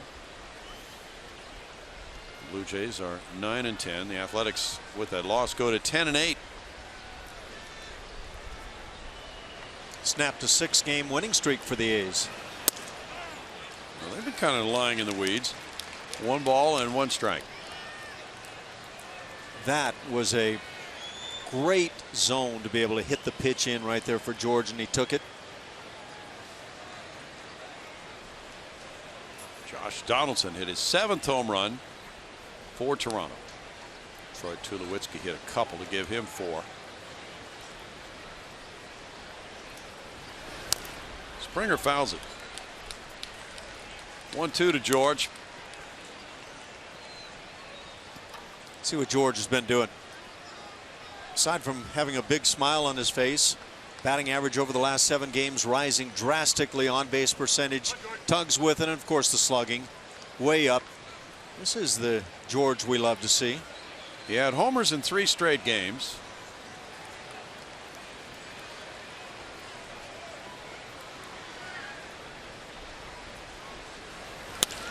Liner, and off the glove of Pedroia into shallow center field. That's a hit for Springer. He's 2 for 3. Stung that one up the middle, but Pedroia was able to put the glove on it. Didn't come up with a clean play, or it might have been just a disappointing result for George. George had a theory last year for a good long while that there are no hits up the middle. And thankfully that theory got debunked. I wonder if Pedroia got it all blocked out there by his pitcher. Maybe even umpire. Might have been. Good effort. If he's able to get that ball in his glove, he gets a force out to end the inning. And now Correa is 0 for 2. A pop to short and a strikeout. Big situation here with 2 outs.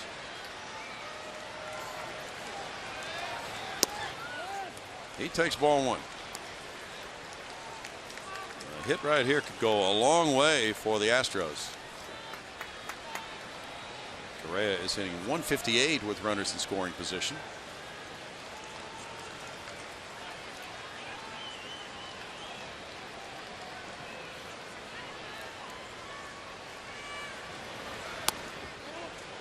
It's 2-0 to Correa.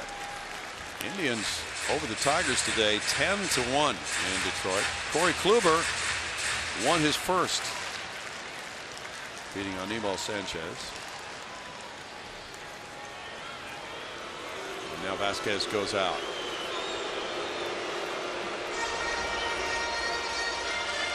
Did you see that story when we were in Texas about Derek Holland thinking that somebody on the Astros bench was whistling to the hitter? I did see the story, and you know, change your signs. Yeah. Do something different if you think something's going on.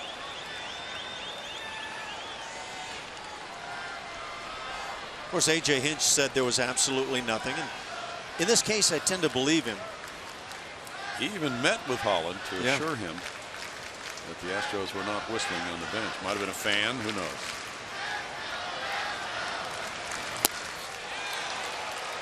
Two balls and a strike. Casablanca was not being played. No. In the dugout at that time, I assume. No, it was not.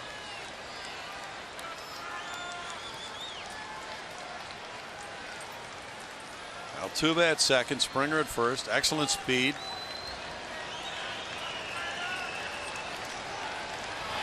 Correa almost is hit. Yeah, he is hit by that pitch, and the bases are loaded now for Rasmus.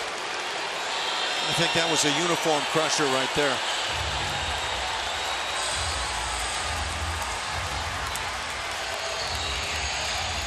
Second hit batsman of the season for Buchholz. And Rasmus is 0 for 2. Yeah, where that uniform just blouses out, it got nicked.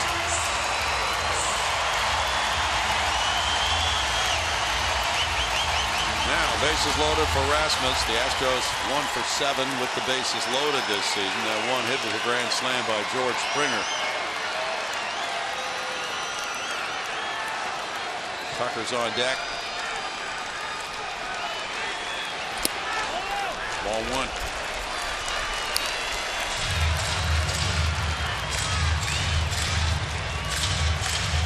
I'll say this for Buchholz, when he's missing right now, he's missing where he wants to.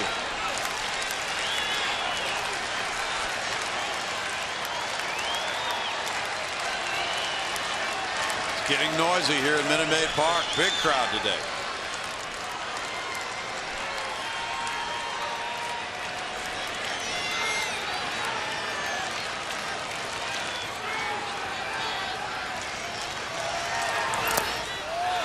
It's 2-0.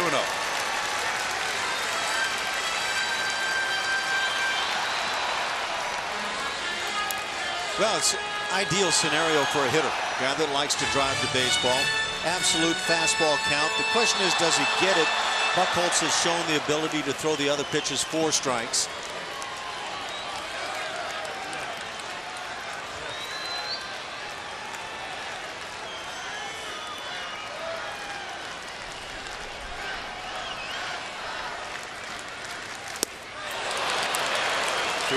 And the answer is no. Veteran right-hander turns to that over-the-top curveball.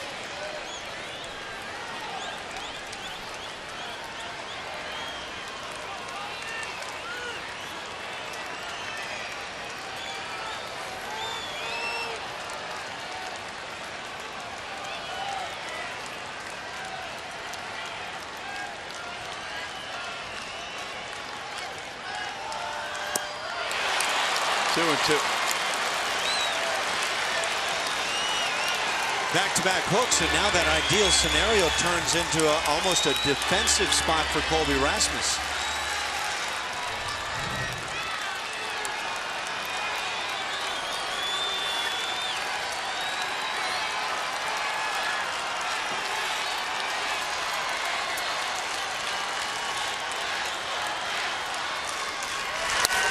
It's a deep drive to right field.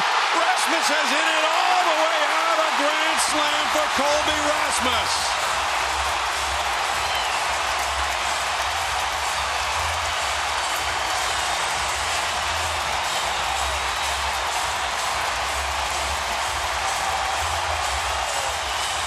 Is that a wake-up call? Colby got the fastball he might have been looking for, a couple of pitches earlier in the count, and he planted that one.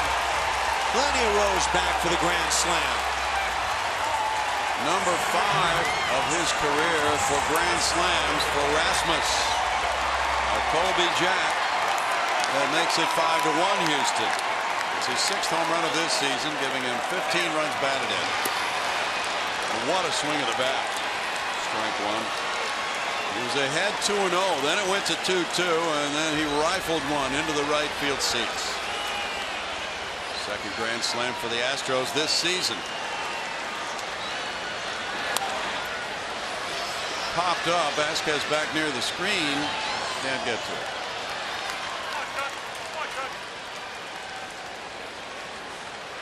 Nothing better than a grand slam for your club. You got the fastball, ran right back to the center of the plate, just above the knees. Colby likes that spot. Well, you get a chance to drive in runs, and you want to get your best swings. Colby does it. Crowd is buzzing. Tucker takes 1-2. The Astros now have 25 long balls this year. They're second in the American League.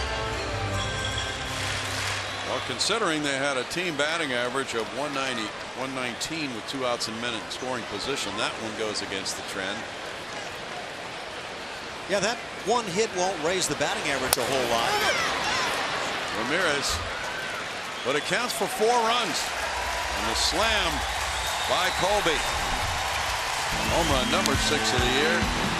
Makes that one exciting swing on this day at Minute Maid Park, and a 5-1 Houston lead to 5.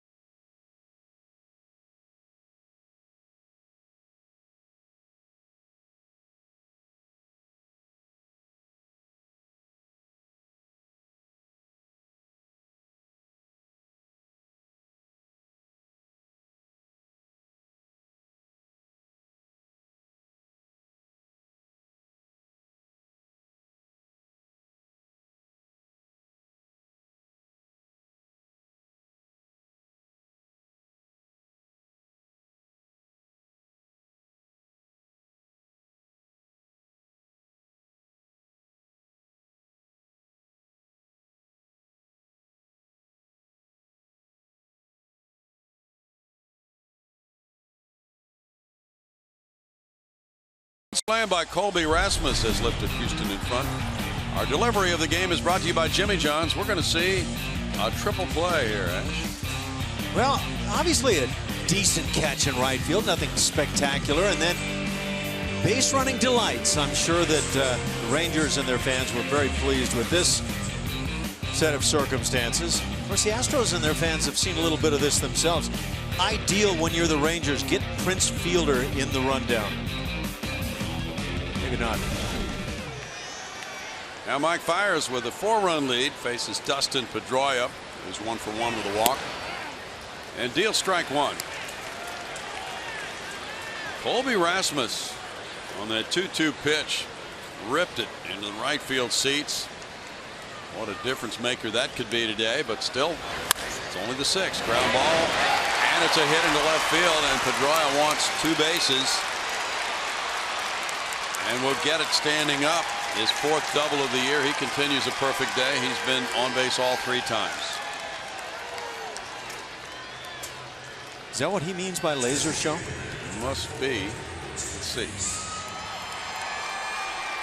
Really pretty decent looking pitch. It did run back over the plate. Much more than Fiers or Castro wanted. And defensive alignments sometimes just simply get beat. Yep. Buena diving, but it's a clean double. David Ortiz following. That's hit number 4 for the Red Sox. Ortiz got their first run home in the first inning with a single to right center. This one drifts back toward the seats. Strike 1 to Ortiz.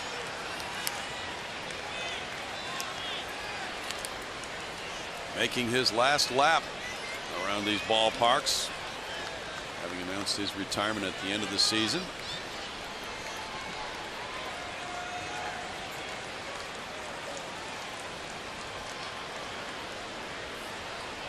One away from tying Ted Williams on the all-time extra base hit list for 17th place.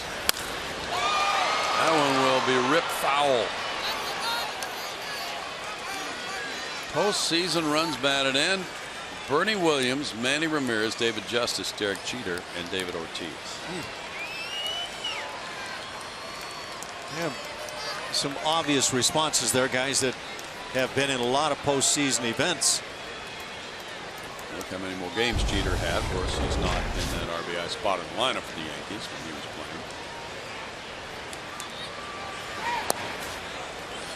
1 ball, 2 strikes. Bobby Bonds thought leading off was an RBI spot.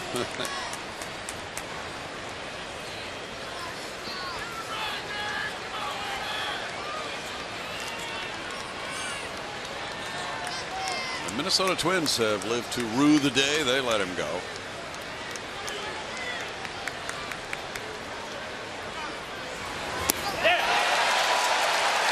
Struck him out. Number 6 for Fiers. Curveball has not been a big part of what Fiers has been doing, but suddenly breaks it out of mothballs and right over the top gets the punch out.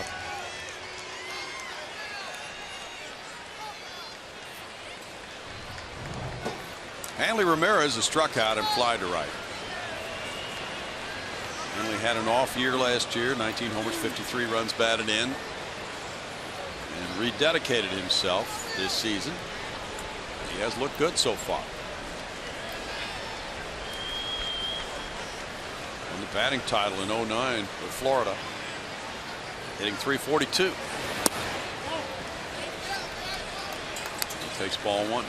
While playing shortstop and hitting for power, that was quite a valuable year.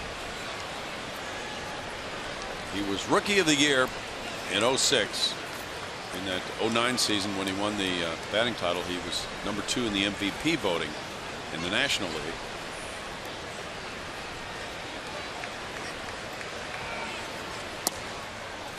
Right. 2-0. He was signed as a free agent with this Red Sox club prior to last season.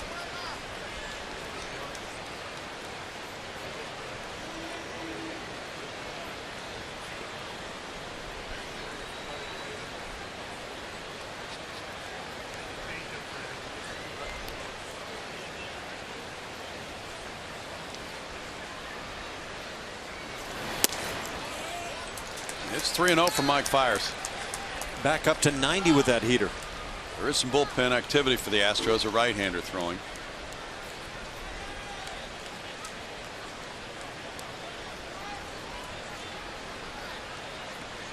Will Harris.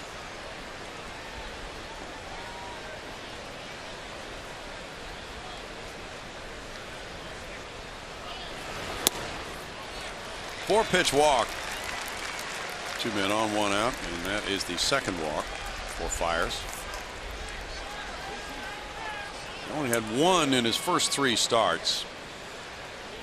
Castro out to talk with him before Shaw bats.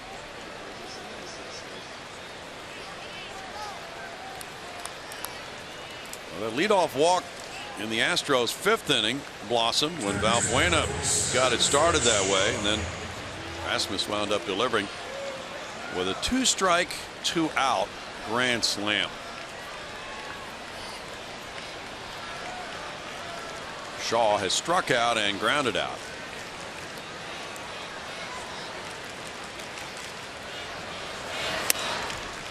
Upstairs, ball 1.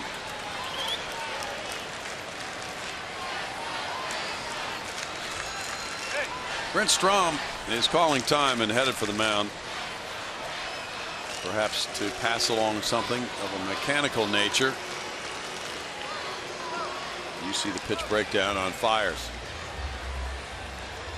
That first inning, obviously the trouble spot once again. And I'm not sure how you go about things, and a lot of teams will say, okay, let's spend an extra 5 minutes out in the bullpen, or let's throw X number more pitches out there before coming in.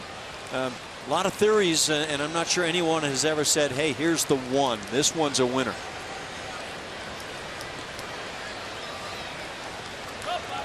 Brock Holt is on deck.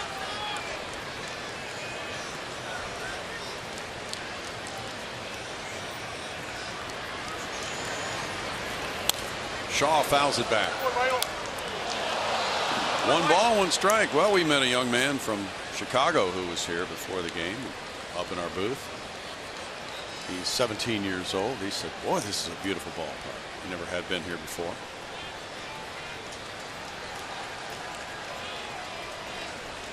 Young man who goes to Wrigley Field quite a bit. Yeah. And he'd love to be up here in this booth someday doing play-by-play.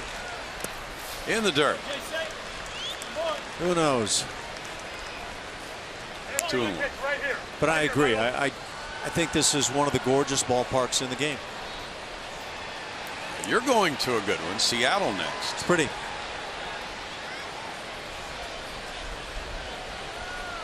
And then you go to Oakland. Well said. Line drive over Altuve into right field, and the bases are loaded. With 1 out on the single by Shaw for Brock Holt. A.J. Hinch is out to make a move. As Will Harris ready to go in the bullpen. And Harris, who's proficient in dealing with left-handed hitters, will be coming in to face Holt with the bases loaded and 1 out. So Mike Fiers leaves the game after 89 pitches, 59 for strikes, with a 5-1 lead. Back in a moment.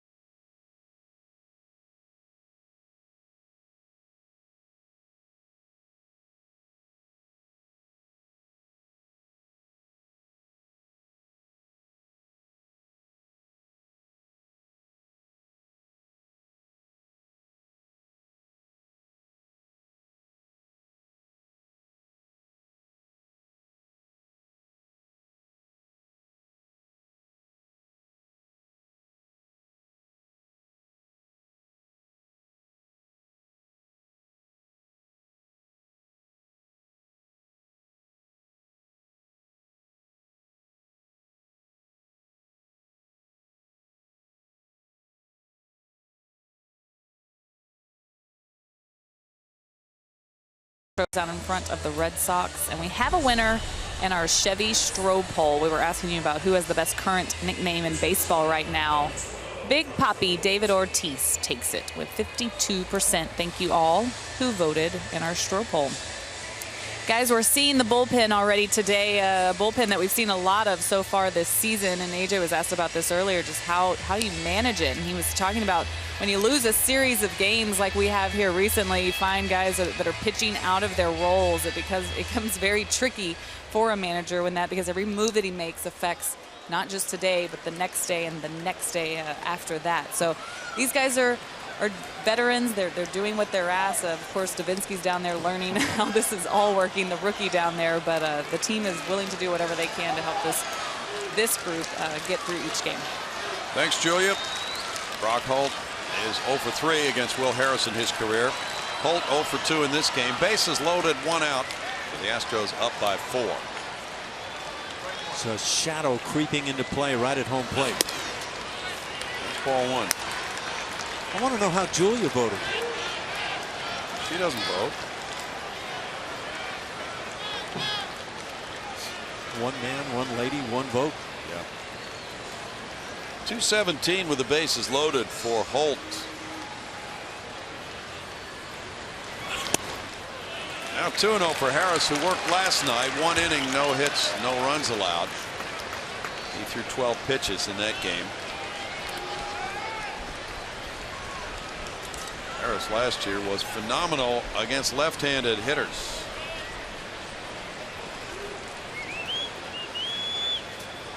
This season, lefty hitters are hitting .214 against him, 3 for 14. Now 3-0. Chris Young's on deck. Nobody warming in the Astros bullpen.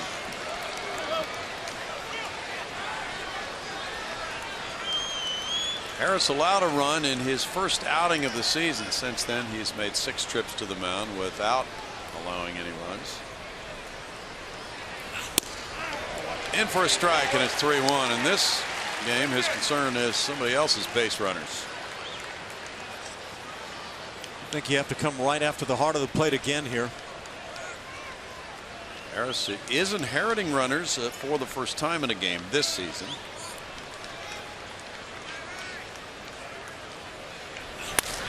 In the air to left field, and Colby Rasmus has a long run back to the warning track, makes the catch. Here's the tag at third.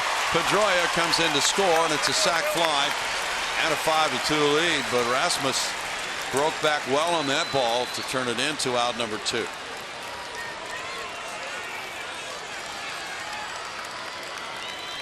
That's a good job coming back after falling behind 3-0 to get an out despite the run scoring.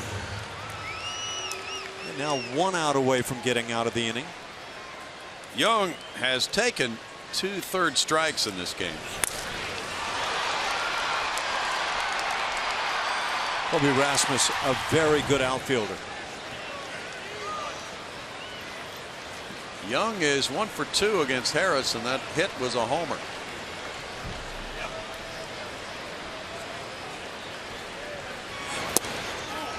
He looks at Bowman. Harris really had a terrific year last year. A 5-5 record, a 1.90 ERA, 71 innings, 42 hits, 22 walks. So he averaged less than 1 base runner per inning. And for a strike, 1-1.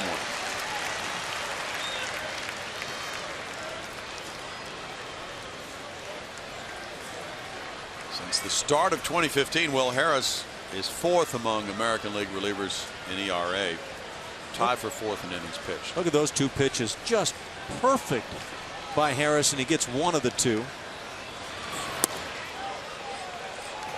How about this one? Yep. How about this one? Yeah. Yeah. 3 perfect pitches and a 2-1 count.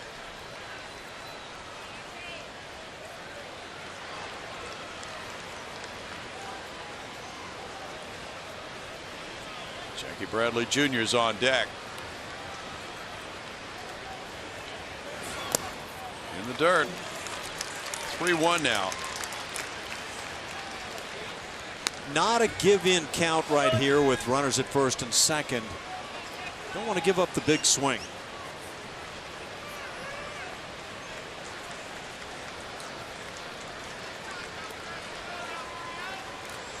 Well, being at the mercy of the calls can be awfully tough either way, pitcher or hitter.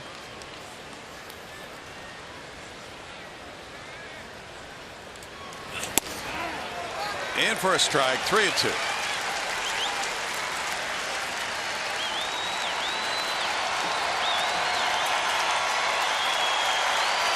Well, you can't believe that Young is going to take anything close here after looking at 2 called third strikes today. Well, he's looked at, what is it, 4 strikes in this sequence. Of course, they've all been really tough.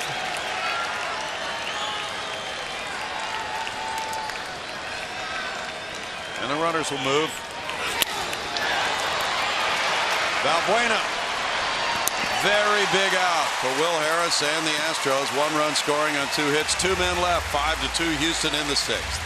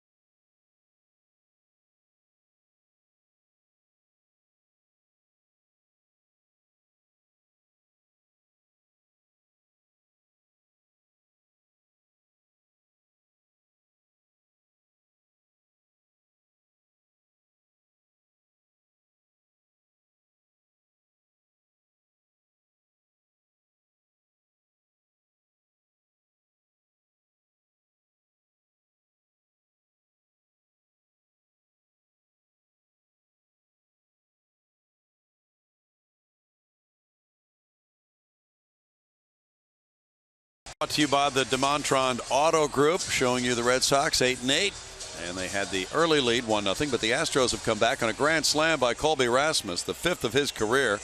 Mike Fiers went 5 1/3, giving up 5 hits, 2 earned runs, walking 2, fanning 6. He's in line for win number 2 of the season. Will Harris did a fine job getting outs on Holt on the sac fly and Young on the ground out. And the Astros come up trying to play add-on in the home 6th inning. Carlos Gomez leading it off against clay Buchholz. Gomez 0 for 2. And ball 1 is off the plate.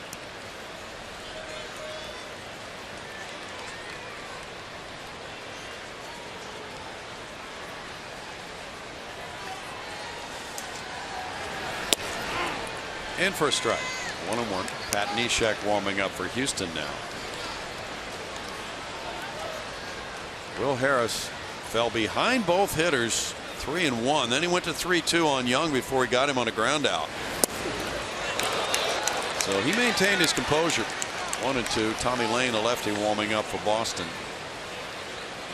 And that was a critical point for the Astros after taking the lead on the grand slam with the Red Sox fighting back.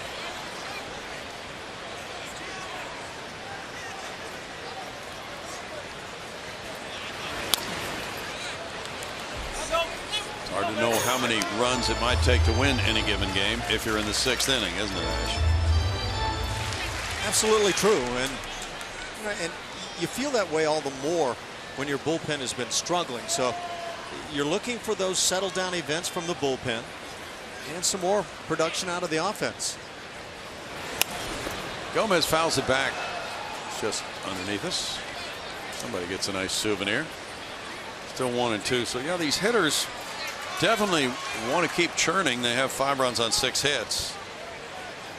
And they got the one big hit on the 2-2 pitch with 2 outs in the inning. The grand slam by Rasmus.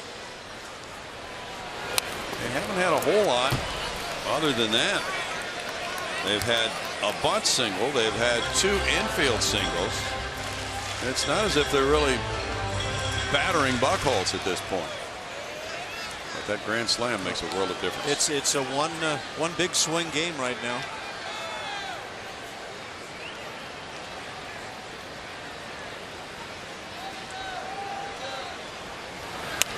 Gomez fouls it back the other way. Boston pitching staff is leading the majors in strikeouts per 9 innings. 10.26 punch-outs per 9.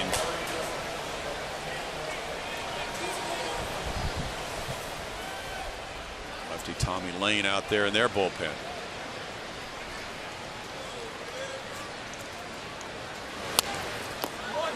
Now back. Still 1-2.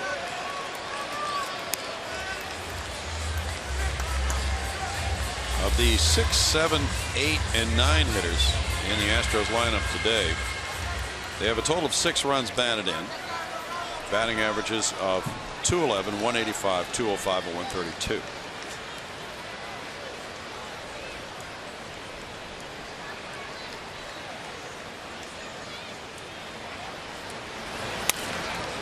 Foul back. It's been uneven production for the Astros hitters. As a team, they're 3rd in the league in total bases.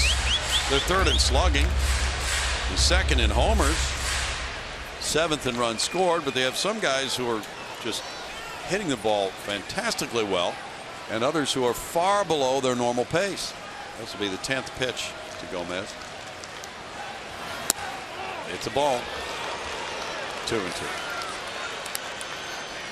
You know, people quite often, they look at hitters who are below what they expect them to do, right? Ooh. You want to shake your head at that pitch? No, no, there's no reason for me to swing at that one. Struck him out looking. Number 6.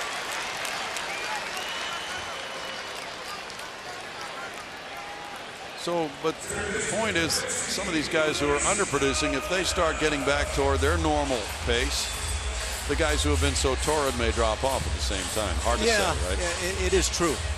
But if you get that balance of kind of reality of what the careers say, then all in all, it would say the Astros are better than what they've shown so far this year. Yes. Gonzalez is 1 for 2, a bunt single. And the real point is, when do the hits come? And for a hit like Rasmus, that's going to illustrate the best time for a hit to come. Well, what is realistic to expect by the end of a season for hitting with runners in scoring position and with 2 outs? It has to be 100 points at least above where it currently rests, right? Right.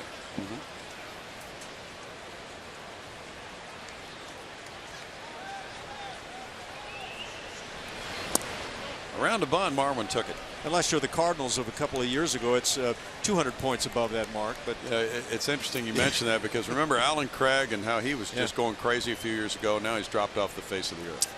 Well, you see, the responses at that time are, that's what we live for. That's why I wake up in the morning to hit with Menace. But it's the reality about this game is you're going to have some period of time where you do really well and some where you don't. That's the nature of it. Unless you're talking about a Ted Williams. Yeah. I mean, there are exceptional players. 2-1. That's why the most treasured performers are the ones that play at that high level consistently.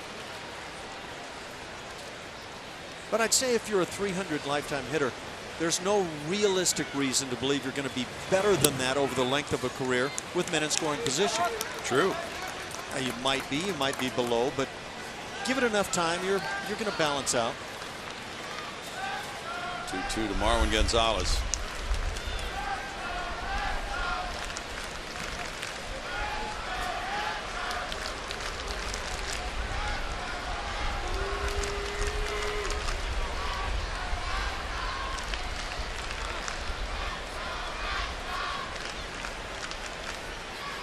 Jared Saltalamacchia hit his 6th home run of the season today.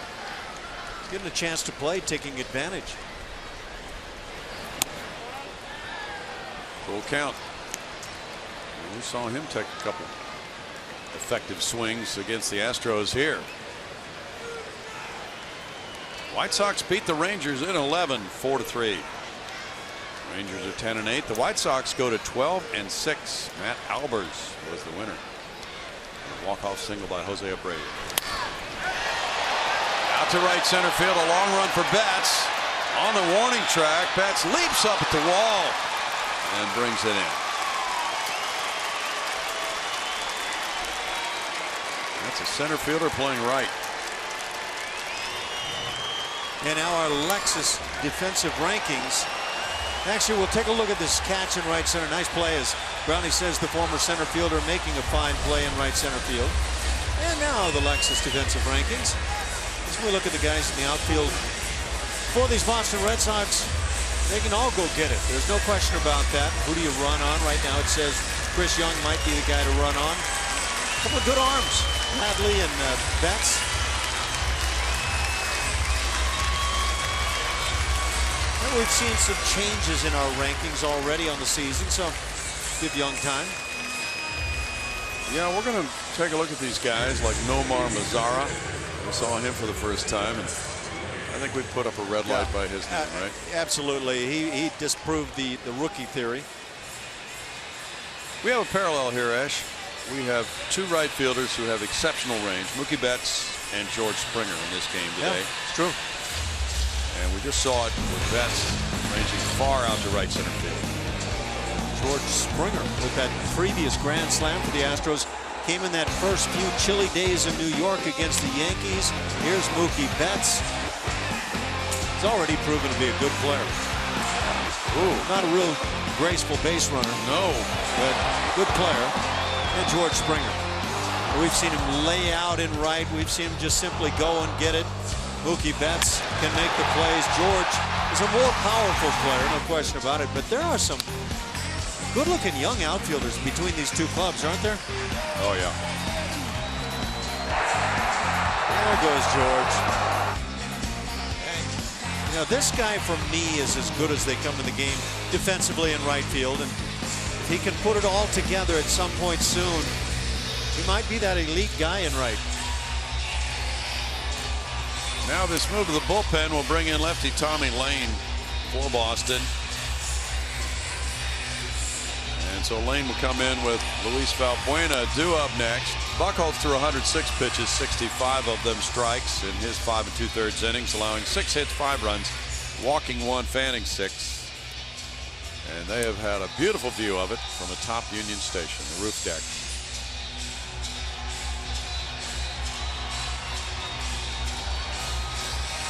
As Lane comes in, a native of St. Louis, will have 2 outs, nobody on. In 4 games, he has a 3.88 ERA. I'd say we know very little about him right now in terms of the big leagues versus lefties versus righties.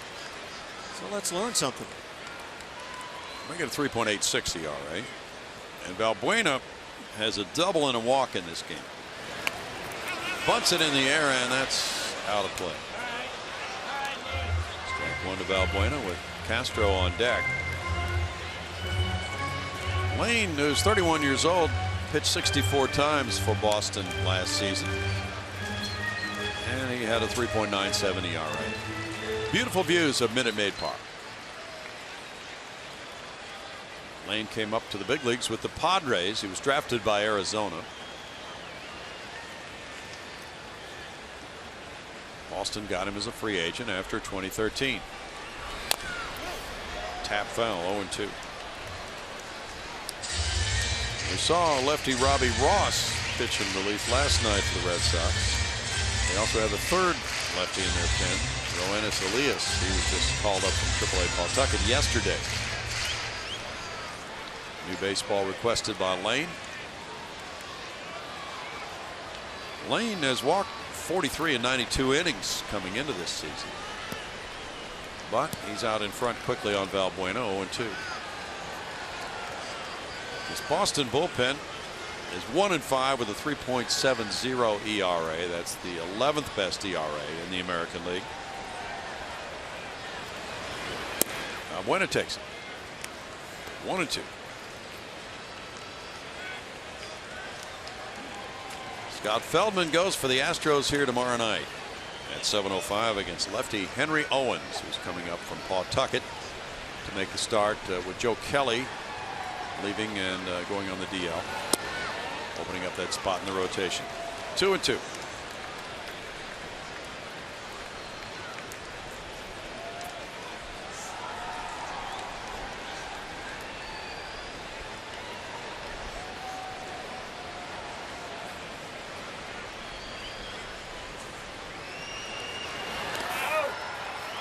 Now it goes to 3-2 from 0-2 on Valbuena.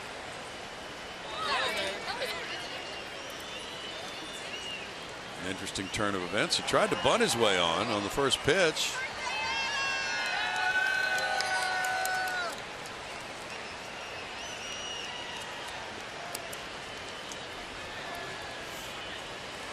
Valbuena is 1 for 5 against left-handed pitching this season. He works a walk. Wow. 4 straight balls after being ahead in the count, 0-2. It's a bit unusual, Ash. Yeah, it is. But you see a lot of guys, rookies and veterans, who have that happen to them, and it's not an easy game to play. That's really the bottom line. Jason Castro had the RBI ground out in the second inning, hit a fly ball to right in the 5th.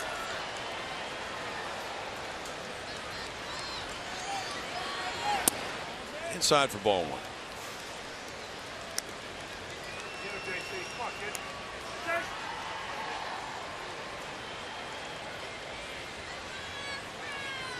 Two 5-0 for Boston, 5-6-1 for Houston. The Red Sox have left 5. The Astros have stranded 3.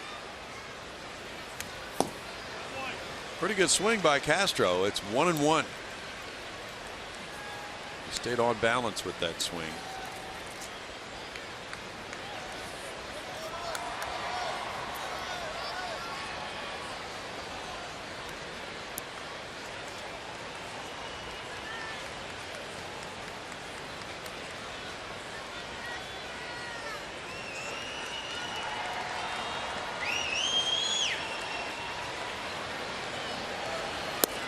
Castro with strike 2 goes to a 1-2 count. He looks back at the home plate umpire Tom Hallion.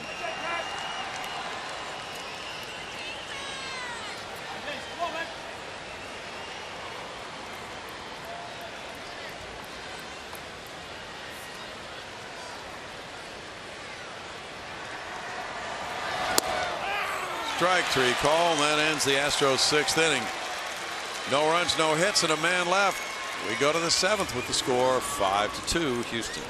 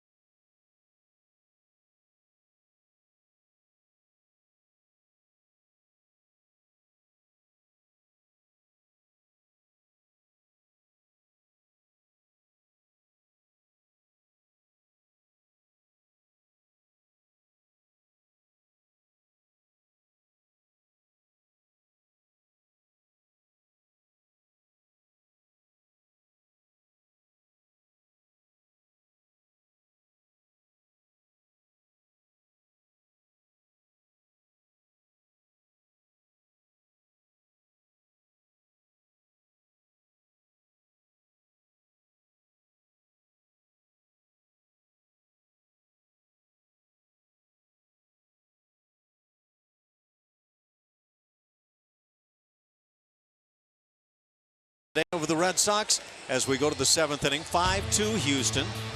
Let's look at the pitching performance powered by Kubota, and we're talking about Mike Fiers today. 5 1/3 good-looking innings. A couple of runs against him. Came back in the first, or actually one of those runs in the first inning. But 6 strikeouts, a couple of walks along the way. Fiers really battled, had a better than average fastball rather early in the game, but that splitter really came along. The curveball picked up some big outs. Nice afternoon for Mike Fiers. Now right-hander Pat Neshek becomes pitcher number 3 of the game for A.J. Hinch. He's been in 7 games for the Astros with a 3.38 ERA. Facing Jackie Bradley Jr. and throwing strike 1 to him. Bradley's 0 for 2. Lefty Tony Sipp is at work for the Astros in the pen. Infield is shifted around, playing Bradley to pull. It's 1-1. Neshek last pitched in Texas Thursday. Gave up an Adrian Beltre homer in 1 inning of work. His 4 previous outings had produced scoreless ball for Pat. Foul back. 1-2. As we look at the appearances on the stat sheet for the Astros relievers, Josh Fields and Tony Sipp both have 8 to lead the club. Will Harris has just made his 8th in this game. And Neshek is making his 8th as well. He strikes him out. And he does that sometimes against left-handed batters. He doesn't always go submarine with his delivery. He also will jump at the hitter right there, kind of coming at him on the changeup, and glove flies, body kind of jumps, and I think he uses that to get hitters to jump along with that motion. You're right. And it has been effective. A lot of beautiful scenes today at Minute Maid Park. Christian Vasquez looks at strike 1. Now usually he will stay on the submarine delivery against right-handed batters. Vasquez 0 for 2, a ground out and a line out.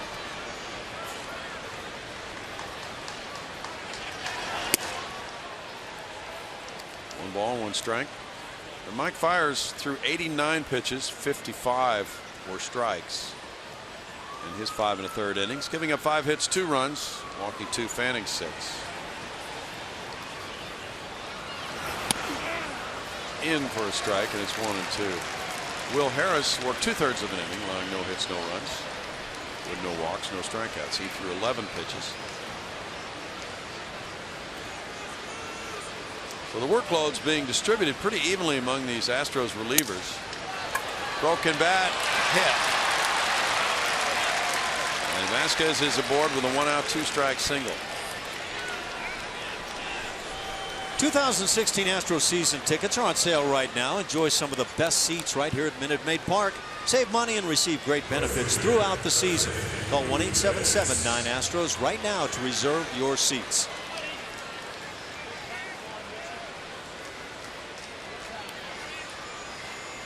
Sun-drenched crowd enjoying game 2 of this 3-game series.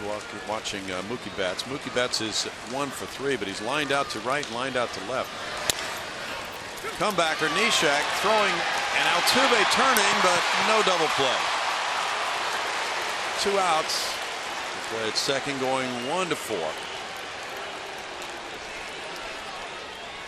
That was well played, and all the Astros could really hope to get out of that play.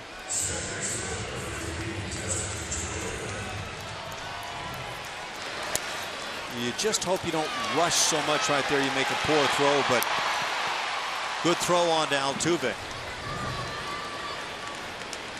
Dustin Pedroia has been on all 3 times. A walk, a single, and a double for Pedroia. Pedroia is 0 for 5 against Neshek.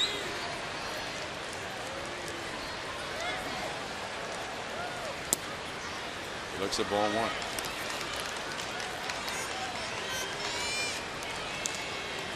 Pedroia was the most valuable player in 08. He had 213 hits and hit .326. 17 homers, 83 runs batted in. And then he hit 3 more homers in the league championship series. 1-1.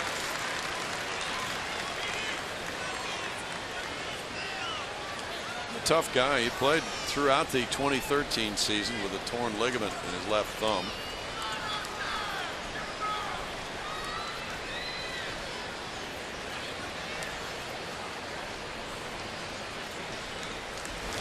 Hard to keep the laser show going with a torn ligament in the thumb.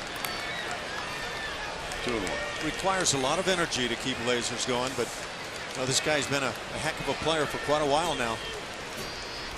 He carries that banner for the small player. He came into this season a .299 career hitter.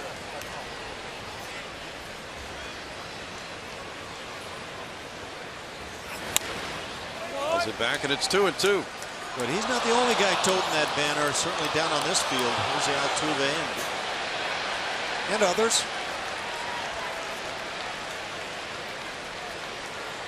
Well, we're in an era of really top-notch middle infielders right now in the game. There's that shadow that sits for the moment between the mound and home plate. Can be very troublesome.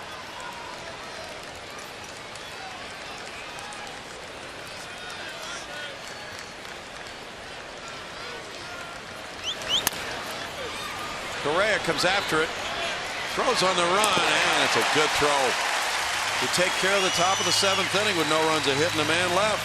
Fans will rise for their 7th inning stretch with the score 5-2 Astros.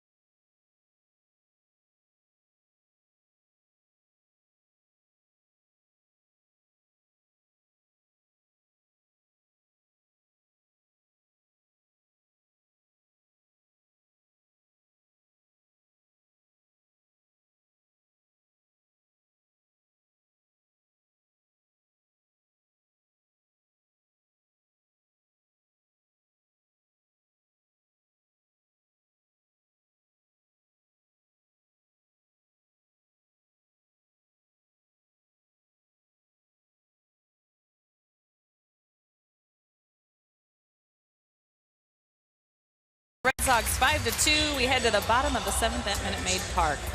It's time to name that Astro, brought to you by your local Honda dealer. Make sure you tweet us your best guess. Finished his career with the Astros, a 5-time All-Star. He won the American League Manager of the Year award. Who is this Astro? Guys? Oh, you did it again. You're going to stump us one more time, Julia. Finished his career with the Astros. All right, we'll work on that. Fans have been working on the 7th inning stretch. And while they're doing that, Noe Ramirez is warming up.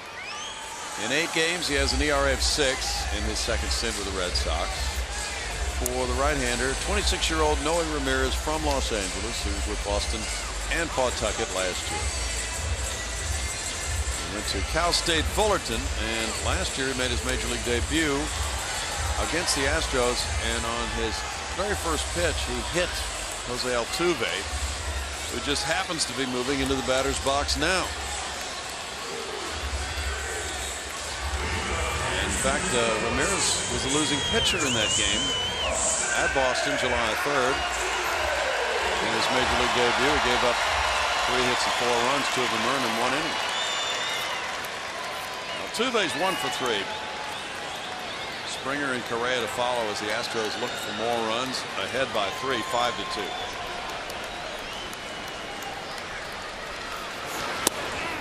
That's strike 1. When as a club you start getting things together and winning ball games, going on winning streaks, you not only find ways with a Colby Rasmus grand slam to win some close games, but you start separating yourself from teams. And I would love to see this Astros club that I believe can put runs on the board start having that ability now in late innings. Into right center, Betts is diving, and that one gets by both him and Bradley. Altuve heads for third base. Here's the relay from Pedroia, and he is out. He did not slide, and he's out at third on a great throw from Pedroia to Shaw.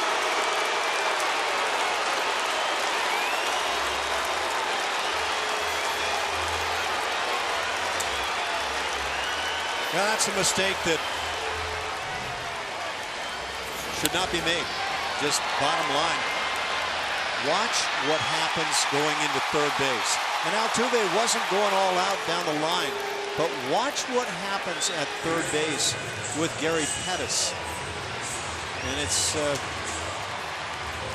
at that point it looked like it'd be an absolute no-doubter 3-bagger. I think Jose thought initially this ball was going to be caught. Now he turns it on and comes around to third base. Where's Gary Pettis? Not sure that was the look that tells you got to get down right here. That's stand up and stay on the bag. They're going to review the play. A.J. Hinch has come out on a manager's challenge as Altuve eases into third. There's the tag by Shaw. He might have been safe. Yeah, he might have been safe here. Yep. But look, I mean, he should be notified that he needs to slide on the play and should be down. He cannot know what's happening from behind.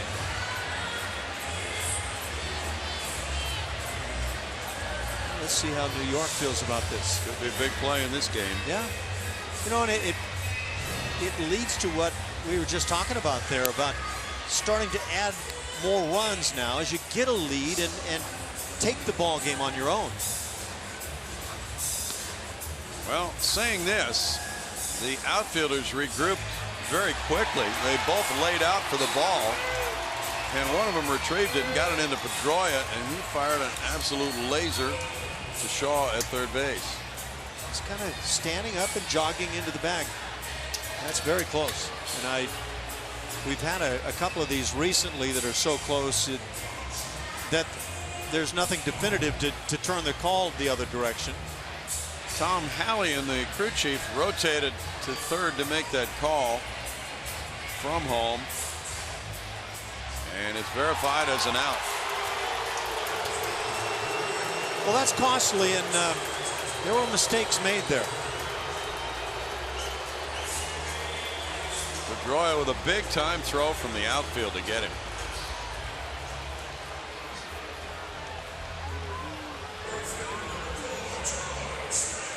Well, number 1 of the inning is turned in at third base after a 1-minute and 58-second review.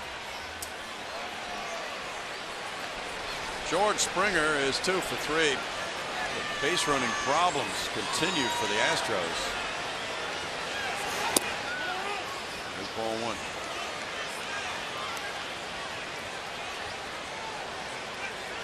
Carlos Correa is on deck.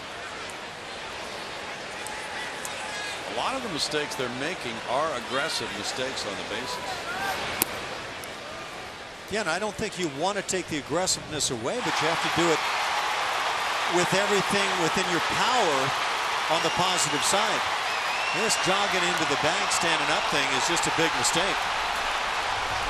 You know, I'm saying that there's more than just Altuve culpable right there. 2-1. Yeah, can we see that shot again of Gary Pettis and what he was indicating? He's a step or two down the line, and he's got one hand up and one saying stay at the bag. Okay. And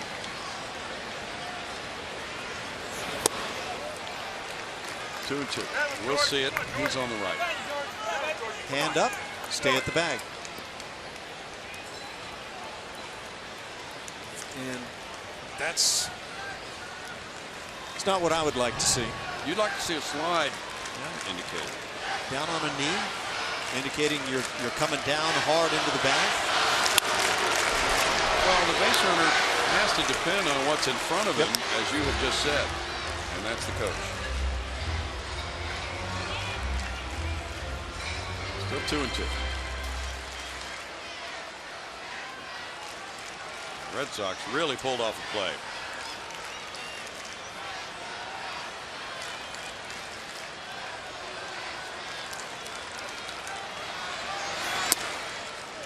Three and 2 to Springer. The Astros have 7 hits to the Red Sox 6. Altuve is credited with a double. That's his 6th of the year, and he's 2 for 4 in this game.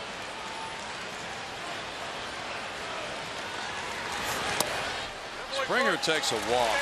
What was remarkable was that looked like a triple all the way when those 2 outfielders were lying on the ground. No question about it.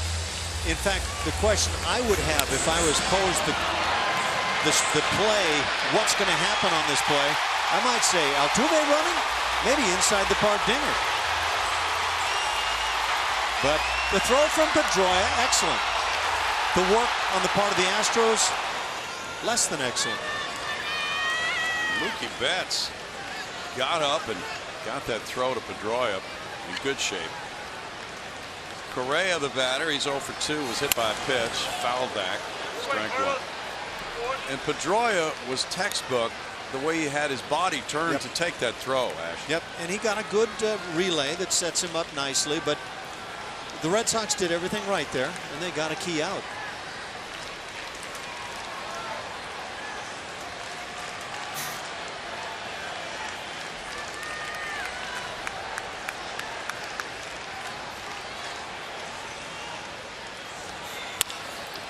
To third. Whoa, bad hop, and Shaw can't play it. It's on through into left field. One may have hit that seam where the edge of the grass is, and it's a bad hop single for Correa, taking his hitting streak to 5 games. Our Ford spray chart now as Correa comes up with I think it's a knock right here. But recent home runs for Colby Rasmus, 5 of them coming into today's game.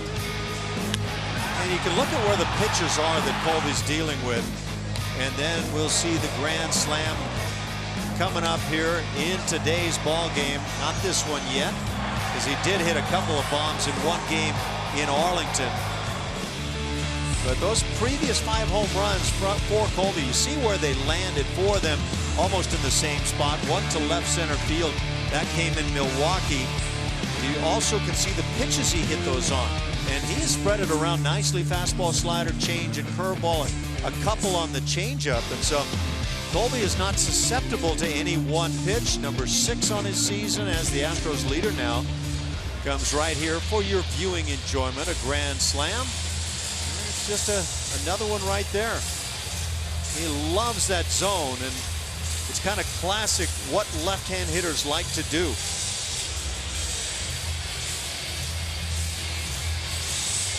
The big swing of the game. Now we have a pitching change. Roenis Elias, a left-hander, has come out of the Boston bullpen. He just joined them yesterday, and he will be called in to face Colby Rasmus.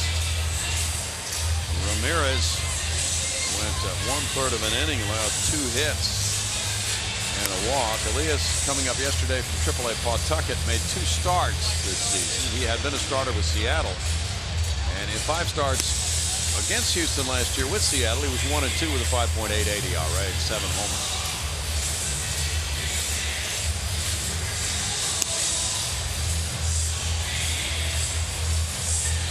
This bullpen is now anchored by the hard-throwing right-hander who came in last night to close out the game.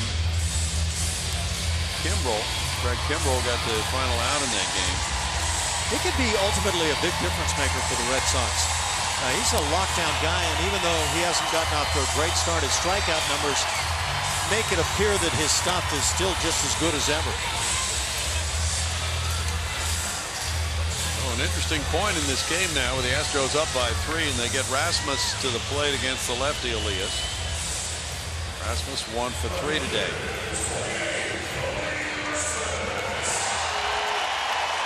Well, Colby at his major league high for home runs in a season last year. At 25, he has 6 already. Game number 18. Breaking pitch misses, ball 1.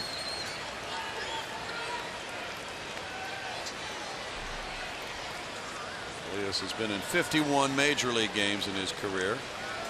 49 of them have been starts. Preston Tucker's on deck. In for a strike, and it's 1-1.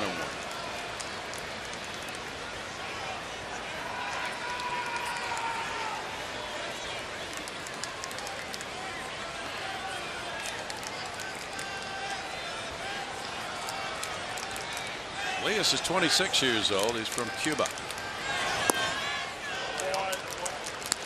2 balls and a strike.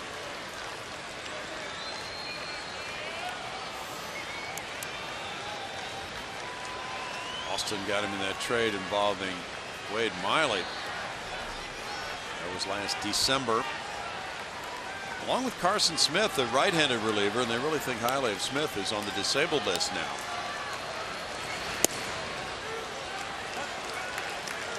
It's 3-1.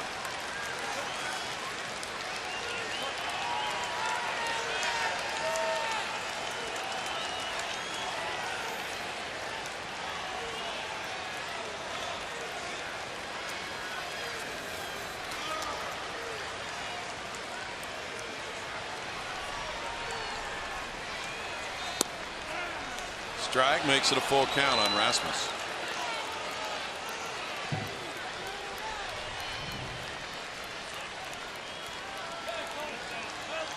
Strike zone floating a little bit today. Yeah.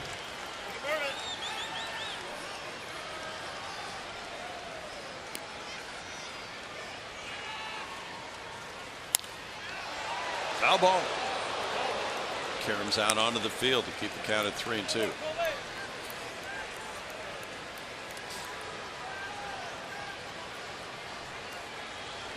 The attendance today, 40,232. Close to capacity here at Minute Maid Park. Great turnout. And they were here early. The kids had a parade on the field. People wanting to get here early for their Correa jerseys, of course. Rasmus takes a walk to load the bases. That was not close. And now Evan Gattis will pinch hit for Preston Tucker.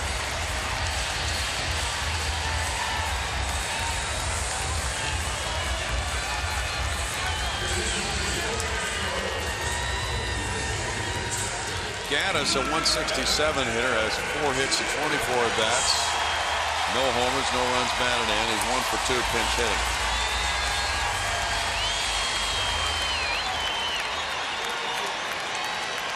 Tucker was 0 for 3. Bases loaded, 1 out. Gattis led the club in homers and runs batted in last year. Had sports hernia surgery, which put him behind the other players. And he lingered in Florida, coming back from that surgery while the season was opening. He has 2 homers off Elias last year. He hits one right here, this place will explode.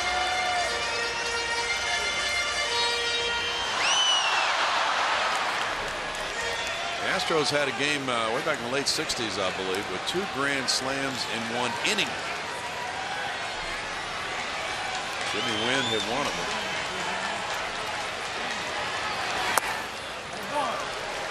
Ball 1. And Dennis Menke hit the other. Former Astros hitting coach. Yep. Good man. 2 slams in 1 inning. It's been done by a single player. Who did it? I'm trying to think now. Knew you were going to say that. Fernando Tatis. Tatis, yeah, again, I believe against the Dodgers while playing for the Cardinals. 1-1. Good thing we've got Phil Boudreau up here today. I saw you research that one yourself. Yeah, right. I read you what he wrote down. Carlos Gomez is on deck. Foul back, and it's 1-2.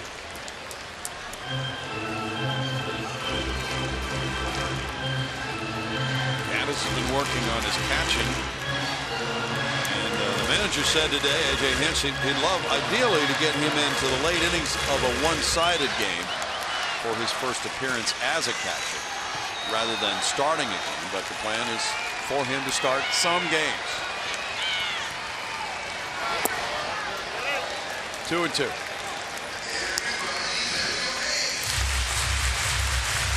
Astros trying to put a 4-game losing streak in their rearview mirror. They were swept at Texas. They lost last night.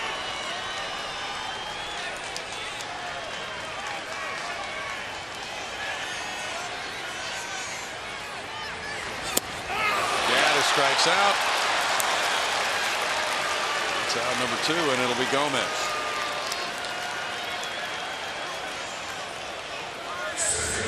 Elias shoots for the inside corner. Kind of hangs a curveball that wasn't even close on our reckoning there. Wow. Well, Rasmus hit his grand slam with 2 outs in the 5th and 2 strikes. It was a 2-2 pitch. Gomez is 0 for 3. Ground ball, and there's Shaw to his left, going to Pedroia for the force play. The call at third looms large in that scoreless inning. No runs, 2 hits, 3 men left. 5-2 Astros through 7.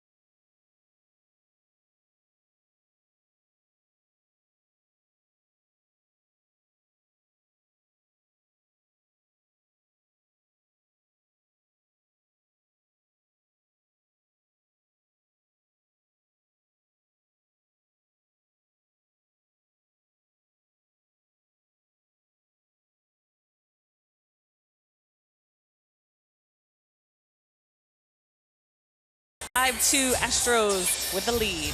Time to name that Astro, brought to you by your local Honda dealer. These were your clues. He won American League Manager of the Year, 5-time All-Star. Finished his career with the Astros. Let's see what Twitter had to say. We got Moises. Who else? Oh, we got a Tony Pena, Jimmy Williams, Brad Osmus. They're all over the place on Twitter. There's another Tony Pena.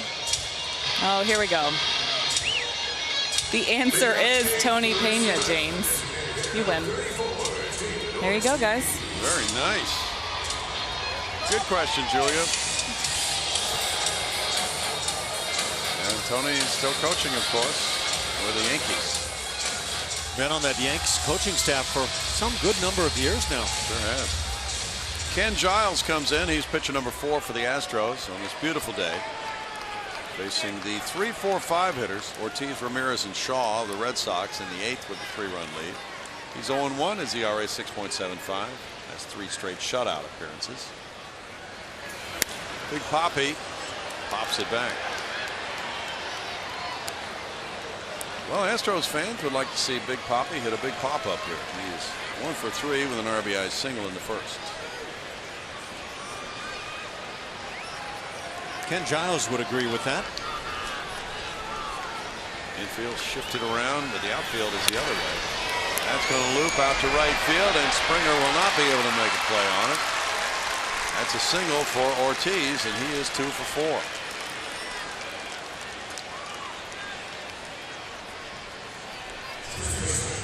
He just continues to get it done at the age of 40. Hanley Ramirez next. He's 0 for 2 with a walk. Curly has made his money with that bat. He got tied up with this Giles fastball. Might have broken the bat.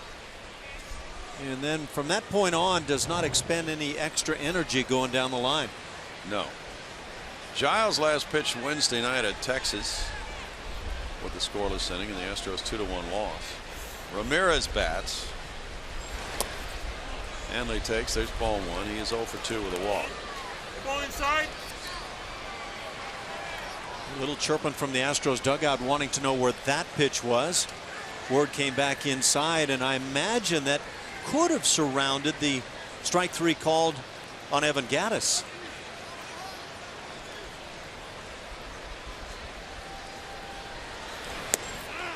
That's a strike to even the count of 1-1 for Ken Giles. He had the bases loaded, nobody out in that game Wednesday night, and got out of it.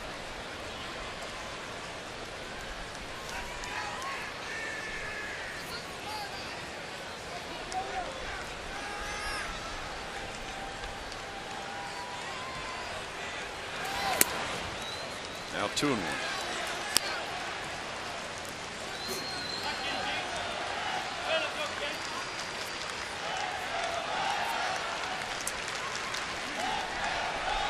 Pat Neshek in 1 inning allowed 1 hit, no runs, had no walks, 1 strikeout.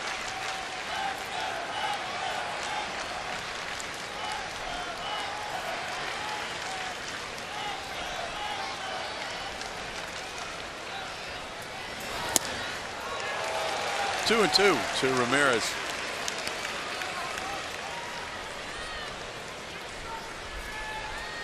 Red Sox had a couple of dilemmas from last year, with Ramirez and Pablo Sandoval underproducing last season. But Ramirez has shown that he's into it this season, and he's learned first base very well.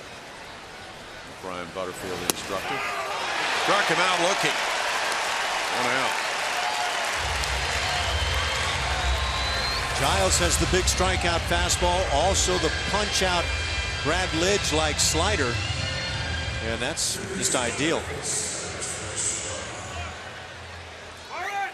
It truly is, with that downward sharp break. Travis Shaw is 1 for 3. Red Sox have 7 hits in this game.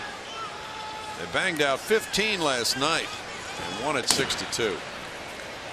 They have just been a very hot hitting team the last few days.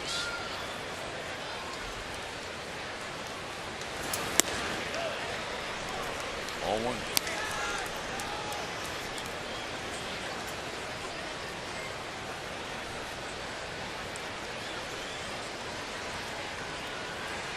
Astros will be in Boston in May. That's a 4-game series, May 12th through the 15th. Out to left center field, Gomez and Rasmus. And Rasmus has it. Gomez falls down. That's out number 2.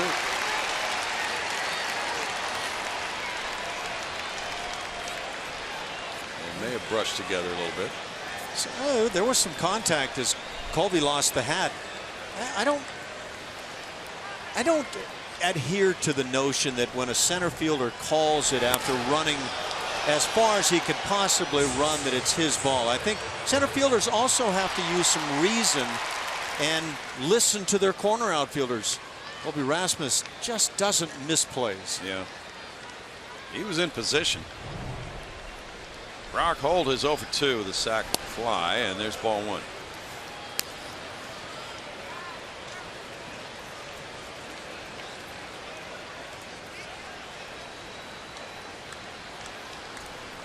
Chris Young is on deck.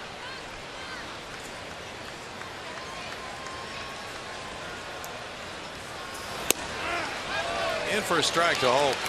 Giving him the count of 1-1.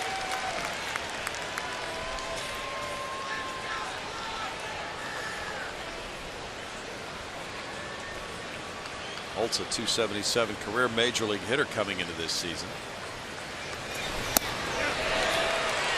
That's strike 2. 1 ball, 2 strikes.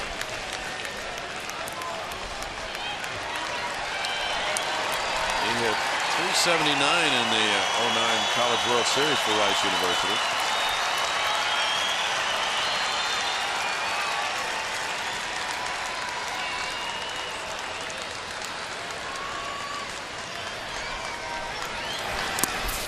In the dirt. 2-2.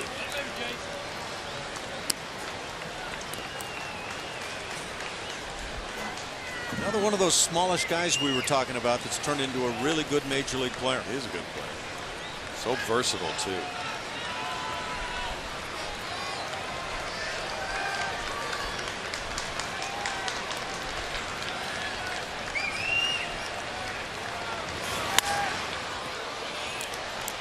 Foul back. We had a question on Twitter, Ash, from Kyle Bolin. Has anyone hit a home run out of Minute Maid Park and on the rooftop of the building in left field? Nope. That would be a pretty good bolt. That would be unbelievable. Sammy Sosa hit the closest thing to that, not in that direction exactly, but Sammy Sosa hit the lights. Foul ball. And that, to this time, it may not be the longest measured homer, but it's the longest one we've seen. Here it is. Let's see if he gets any of this. Go higher, higher, up in the lights. Yeah, that ball literally hit up in the lights.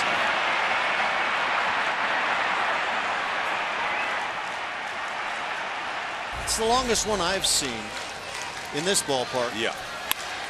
Line shot, diving, unable to make the play. Valbuena. It's on through into left field, and Holt hit it hard to extend his hitting streak against Houston to 15 games and prolong the inning for Young. Young's being called back now, and we're going to get a pinch hitter for Young with 2 men on and 2 outs, representing the potential tying run in this game. I wonder if John Farrell is real familiar with the history of Chris Young in this ballpark. Well, he's going with Rutledge instead. Josh Rutledge comes up to pinch hit. John Farrell's probably aware of it. But Young 0 for 3 in this game with 2 strikeouts. Gives way. Now Brent Strom comes out to the mound. Josh Rutledge had a pinch hit for Brock Holt Thursday against Tampa Bay in the 9th inning and came up with a double. He came up from Pawtucket April 13th. He came from the Angels in the Shane Victorino deal back in July of last year.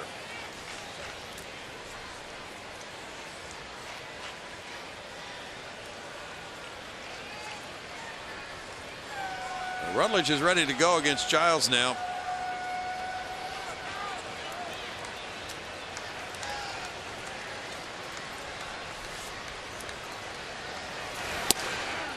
He takes strike 1. Rutledge has just 4 at bats with Boston, 2 hits and 1 RBI. 1 for 1 as a pinch hitter.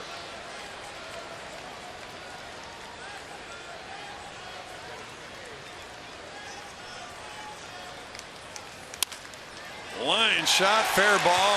It kicks out toward Colby Rasmus, but Big Papi's coming to the plate. Here's the throw into second. Altuve with a tag, safe, and it's now 5-3. And Big Papi scoring on an RBI double by the pinch hitter Josh Rutledge. So apparently John Farrell knew exactly what he was doing. And now Jackie Bradley's going to be coming up. Well, you are right.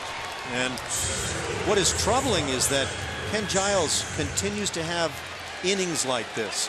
His stuff is too good for this type of inning on any consistent basis. Now runners at second and third. Ortiz coming home with run number 3. 5-3 game, and Bradley's 0 for 3. Out toward right center field, a long run for Springer, but he's going to get there and make the catch.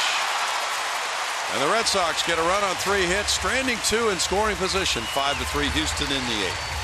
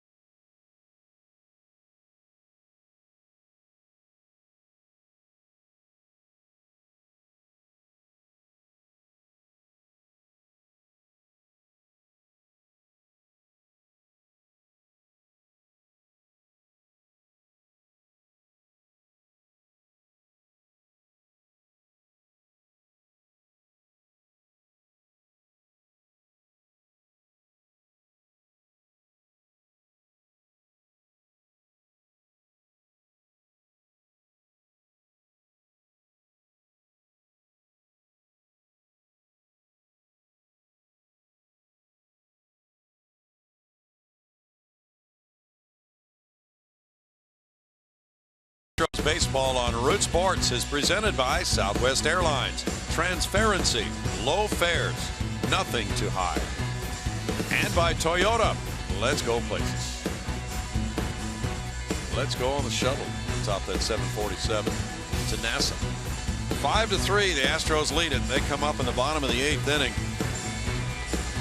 As Rutledge came through with the pinch RBI double. That ball, if it had gotten into the corner, would have gotten a second run home, but instead it's 5-3 as it caromed off that angled wall, and Colby Rasmus got it back in. Now Rutledge stays in the game. He's at shortstop. Brock Holt has moved from shortstop to left field. And the Astros try to get some insurance runs here in their 8th inning with their 7, 8, 9 hitters. Marwin Gonzalez bunted his way aboard and scored the first Houston run in the 2nd inning. He's 1 for 3. Valbuena's on deck. Castro's due up 3rd. Bullpen is busy with the closer Luke Gregerson warming up. It's ball 1. In the Red Sox 9th, they have Vasquez, Betts, and Pedroia due to bat. Ortiz could come up if they get a man on. That's a liner to left field. Holt over into left center, gets by him and goes to the wall. Marwin Gonzalez, a sharp swing of the bat, is in with a leadoff double, his 3rd double.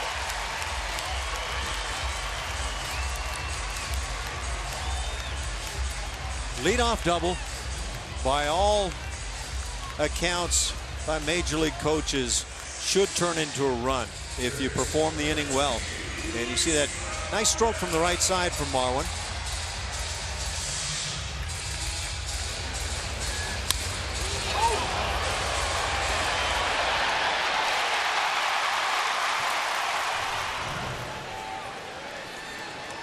Hit number 9 for the Astros. That matches Boston's total.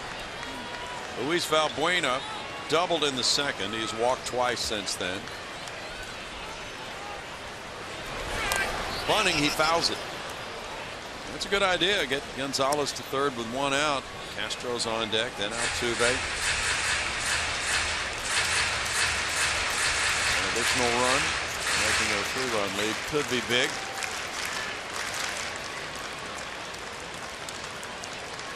Always want to be aware of who's coming up behind you and maybe their status right now swinging the bat. And Ramirez is pulled in on the grass at first. Valbuena takes it. 1-1. Valbuena walked in the 6th inning when lefty Tommy Lane came in. He's 1 for 7 against Elias.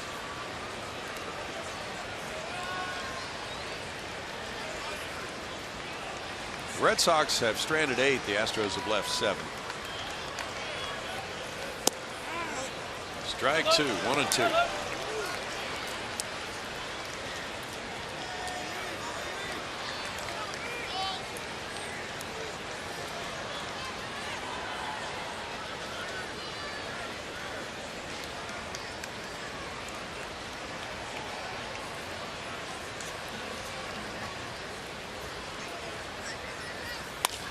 Valbuena out to left center field. This ball's going to be a gapper, and that's going to make it 6-3. RBI double. Valbuena scoring Marwin Gonzalez. Back-to-back doubles. Second double of the game for Valbuena. 4th of the year, and that's RBI number 4 for him. Known as trading places, and that works. Really good job by Valbuena. Going back to left field. First week of the season looked like that was going to be a big part of what he was doing.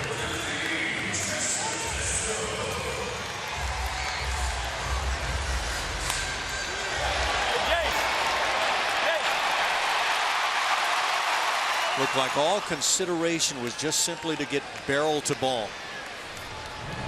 The 7, 8, 9 hitters have chimed in today.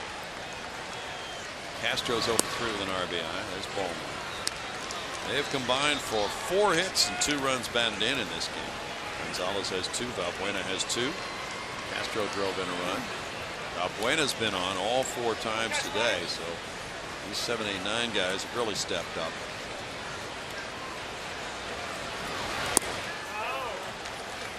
Two balls, no strikes.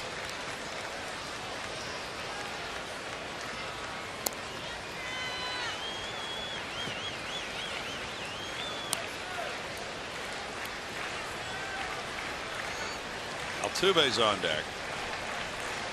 Astros have a homer and 4 doubles among their 10 hits.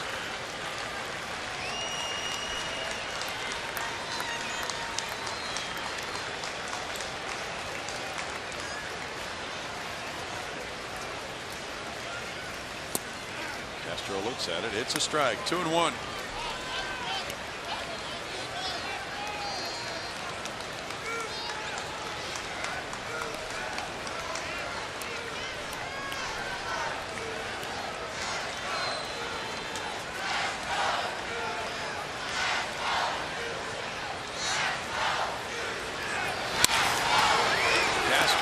To Ramirez. Take the out at first. Valbuena advancing. It's out number 1. Now Altuve will bat. A couple of productive at bats for Jason Castro. Yeah. Pulled the ball that time. Got the runner over. That brings the infield in.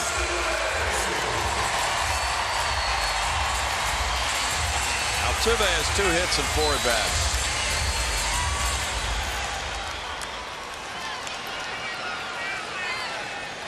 Jose trying to pick up his 11th RBI of the year and give the Astros a 4-run lead.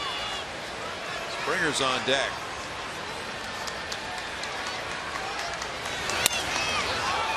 Out away, there's strike 1. Sox opened the scoring in the first inning on a David Ortiz single. The Astros answered on a ground out by Jason Castro in the second. Colby Rasmus grand slam, the 5th of his career, made it 5-1 Houston in the 5th. Austin got a run in the 6th, another in the 8th. And the Astros have played add-on here in the 8th on back-to-back doubles. Out to right center field. Wide open spaces. Bradley legging it out. That's a deep drive, and it bounces over the wall for a double. And Altuve gets his 3rd hit of the game, 2nd double, RBI number 11 to make it 7-3. And my current favorite show, trading places. Yeah, 3 doubles in the inning as they trade places.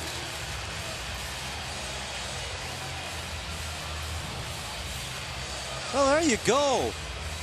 Had the big inning early in the game to take the lead, and now trying to extend that lead. And Jose Altuve just continues to be at the heart of things when good things happen for this club. He's just driving the ball so well. That ball got up in the air and just took off as if it had a rocket thruster on it. Second double of the day. I think it's almost impossible at times to not think of what a really good little player he is. But he's so far beyond that. Well, he came into this game tied for 4th in total bases in the American League. He's hit 2 more doubles to give him 7. As he adds to that, he has scored a run to give him 16 runs scored for the year. And now Springer. George is 2 for 3 with a walk. Josh Fields is now warming up for Houston. It is not going to be a save situation. Jose Altuve is one of the game's stars. Legitimately so.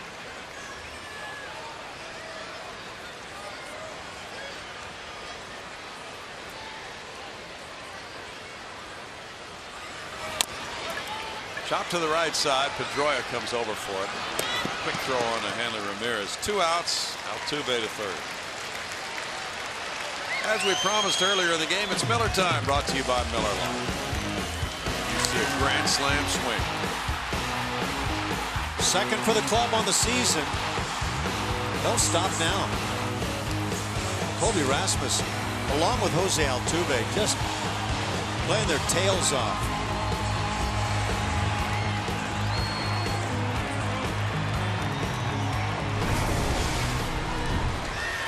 Carlos Correa, 1 for 3. He was hit by a pitch. Almost hit by that one. Ball 1.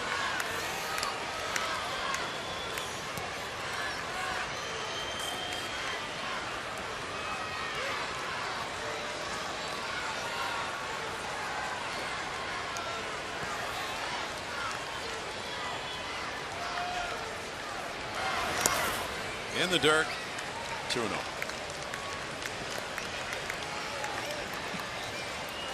Correa in his career has a .357 average with 2 outs and men in scoring position.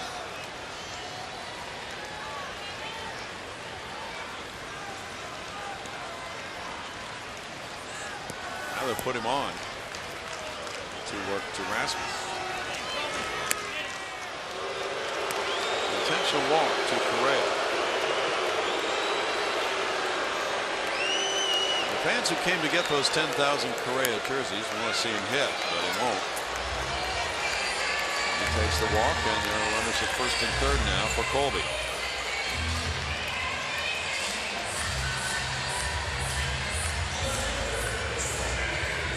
Rasmus was 0 for 2 when he came to the plate in the 5th inning. The bases were loaded with 2 outs. He worked the count to 2-2 and then rifled one for a grand slam. That's the first intentional walk the Astros have been dealt this season. Intentional walks are way down in Major League Baseball this year. Evan Gattis on deck as Rasmus stands in.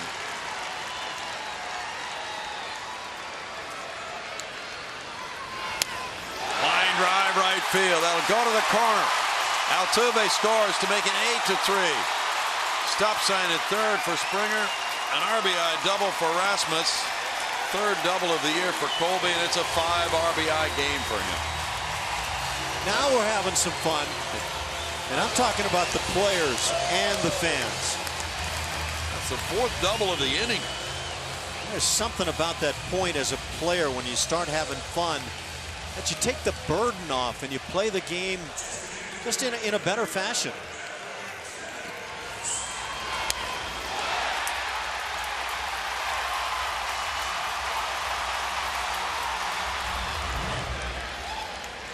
Now 8-3. Evan Gattis struck out in the 7th inning. Pinch hitting for Preston Tucker. 12 hits for Houston.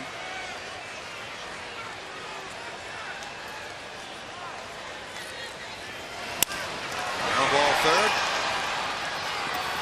Shaw over to first. And the Astros come up with a 3-run eighth on 4 doubles. They leave 2. Moving to the ninth. It's 8-3 Houston.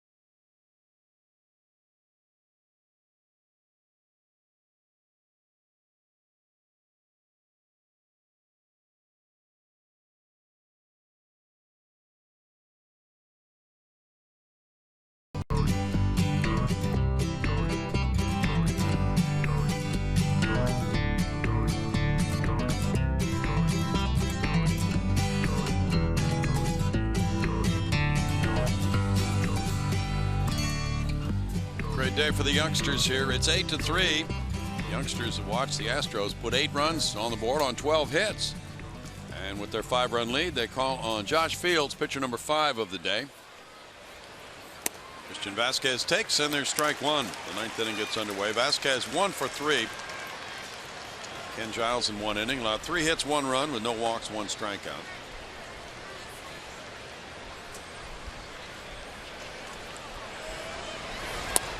Fields delivers, and it's a ball. 8 games on the year. ERA not at all what Josh Fields would like to see. Giving up way more hits than I can even imagine in those 7 1/3 innings. Stuff like Ken Giles, just way too good for those numbers. 1-2. Josh last worked in the Texas series Thursday night. Worked a hitless, scoreless inning.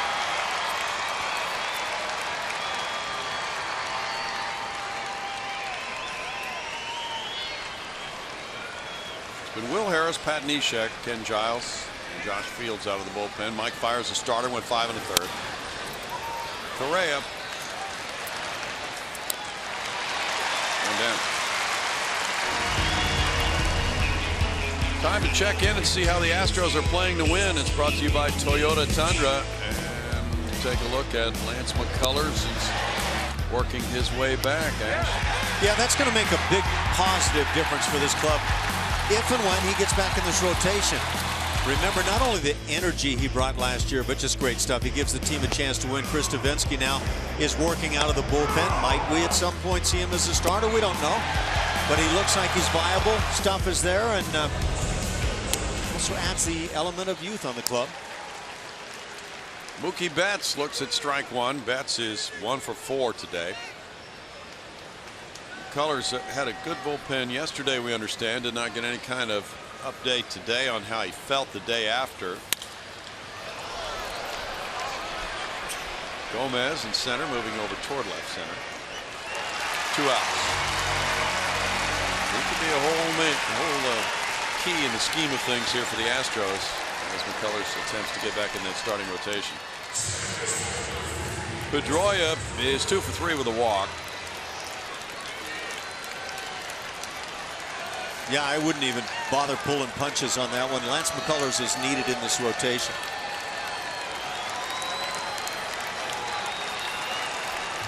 Fields was with the Red Sox, traded to them from Seattle in 2011.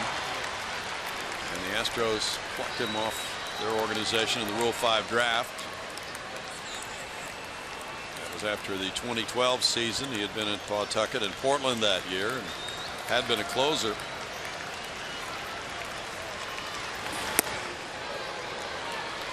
Pedroia takes upstairs. That makes it 2-0. 4-game losing streak for Houston, perhaps a pitch away from ending.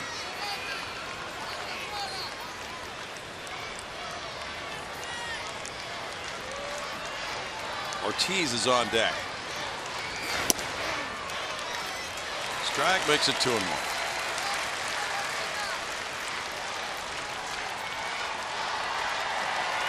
Tomorrow it's a night game. It's Scott Feldman for the Astros against Henry Owen for the Red Sox with a 7:05 start time. We're not on the air. In for a strike, 2-2. But the game is available on a well-known national network. What time do the Rockets start tomorrow? About 5? You got me on that one, but go Rockets. Yeah. Swing and a miss. And the Astros snap their 4-game losing streak. They get win number 6 of the season. And they do it with a grand slam from Colby Rasmus, who has a 5 RBI game. The hits are sped throughout the lineup. The Astros really functioning well at the plate. In 3 hours and 28 minutes, they walk off the field the winners over the Boston Red Sox to force a rubber game of this series tomorrow night. Final score 8-3 Astros over the Red Sox today.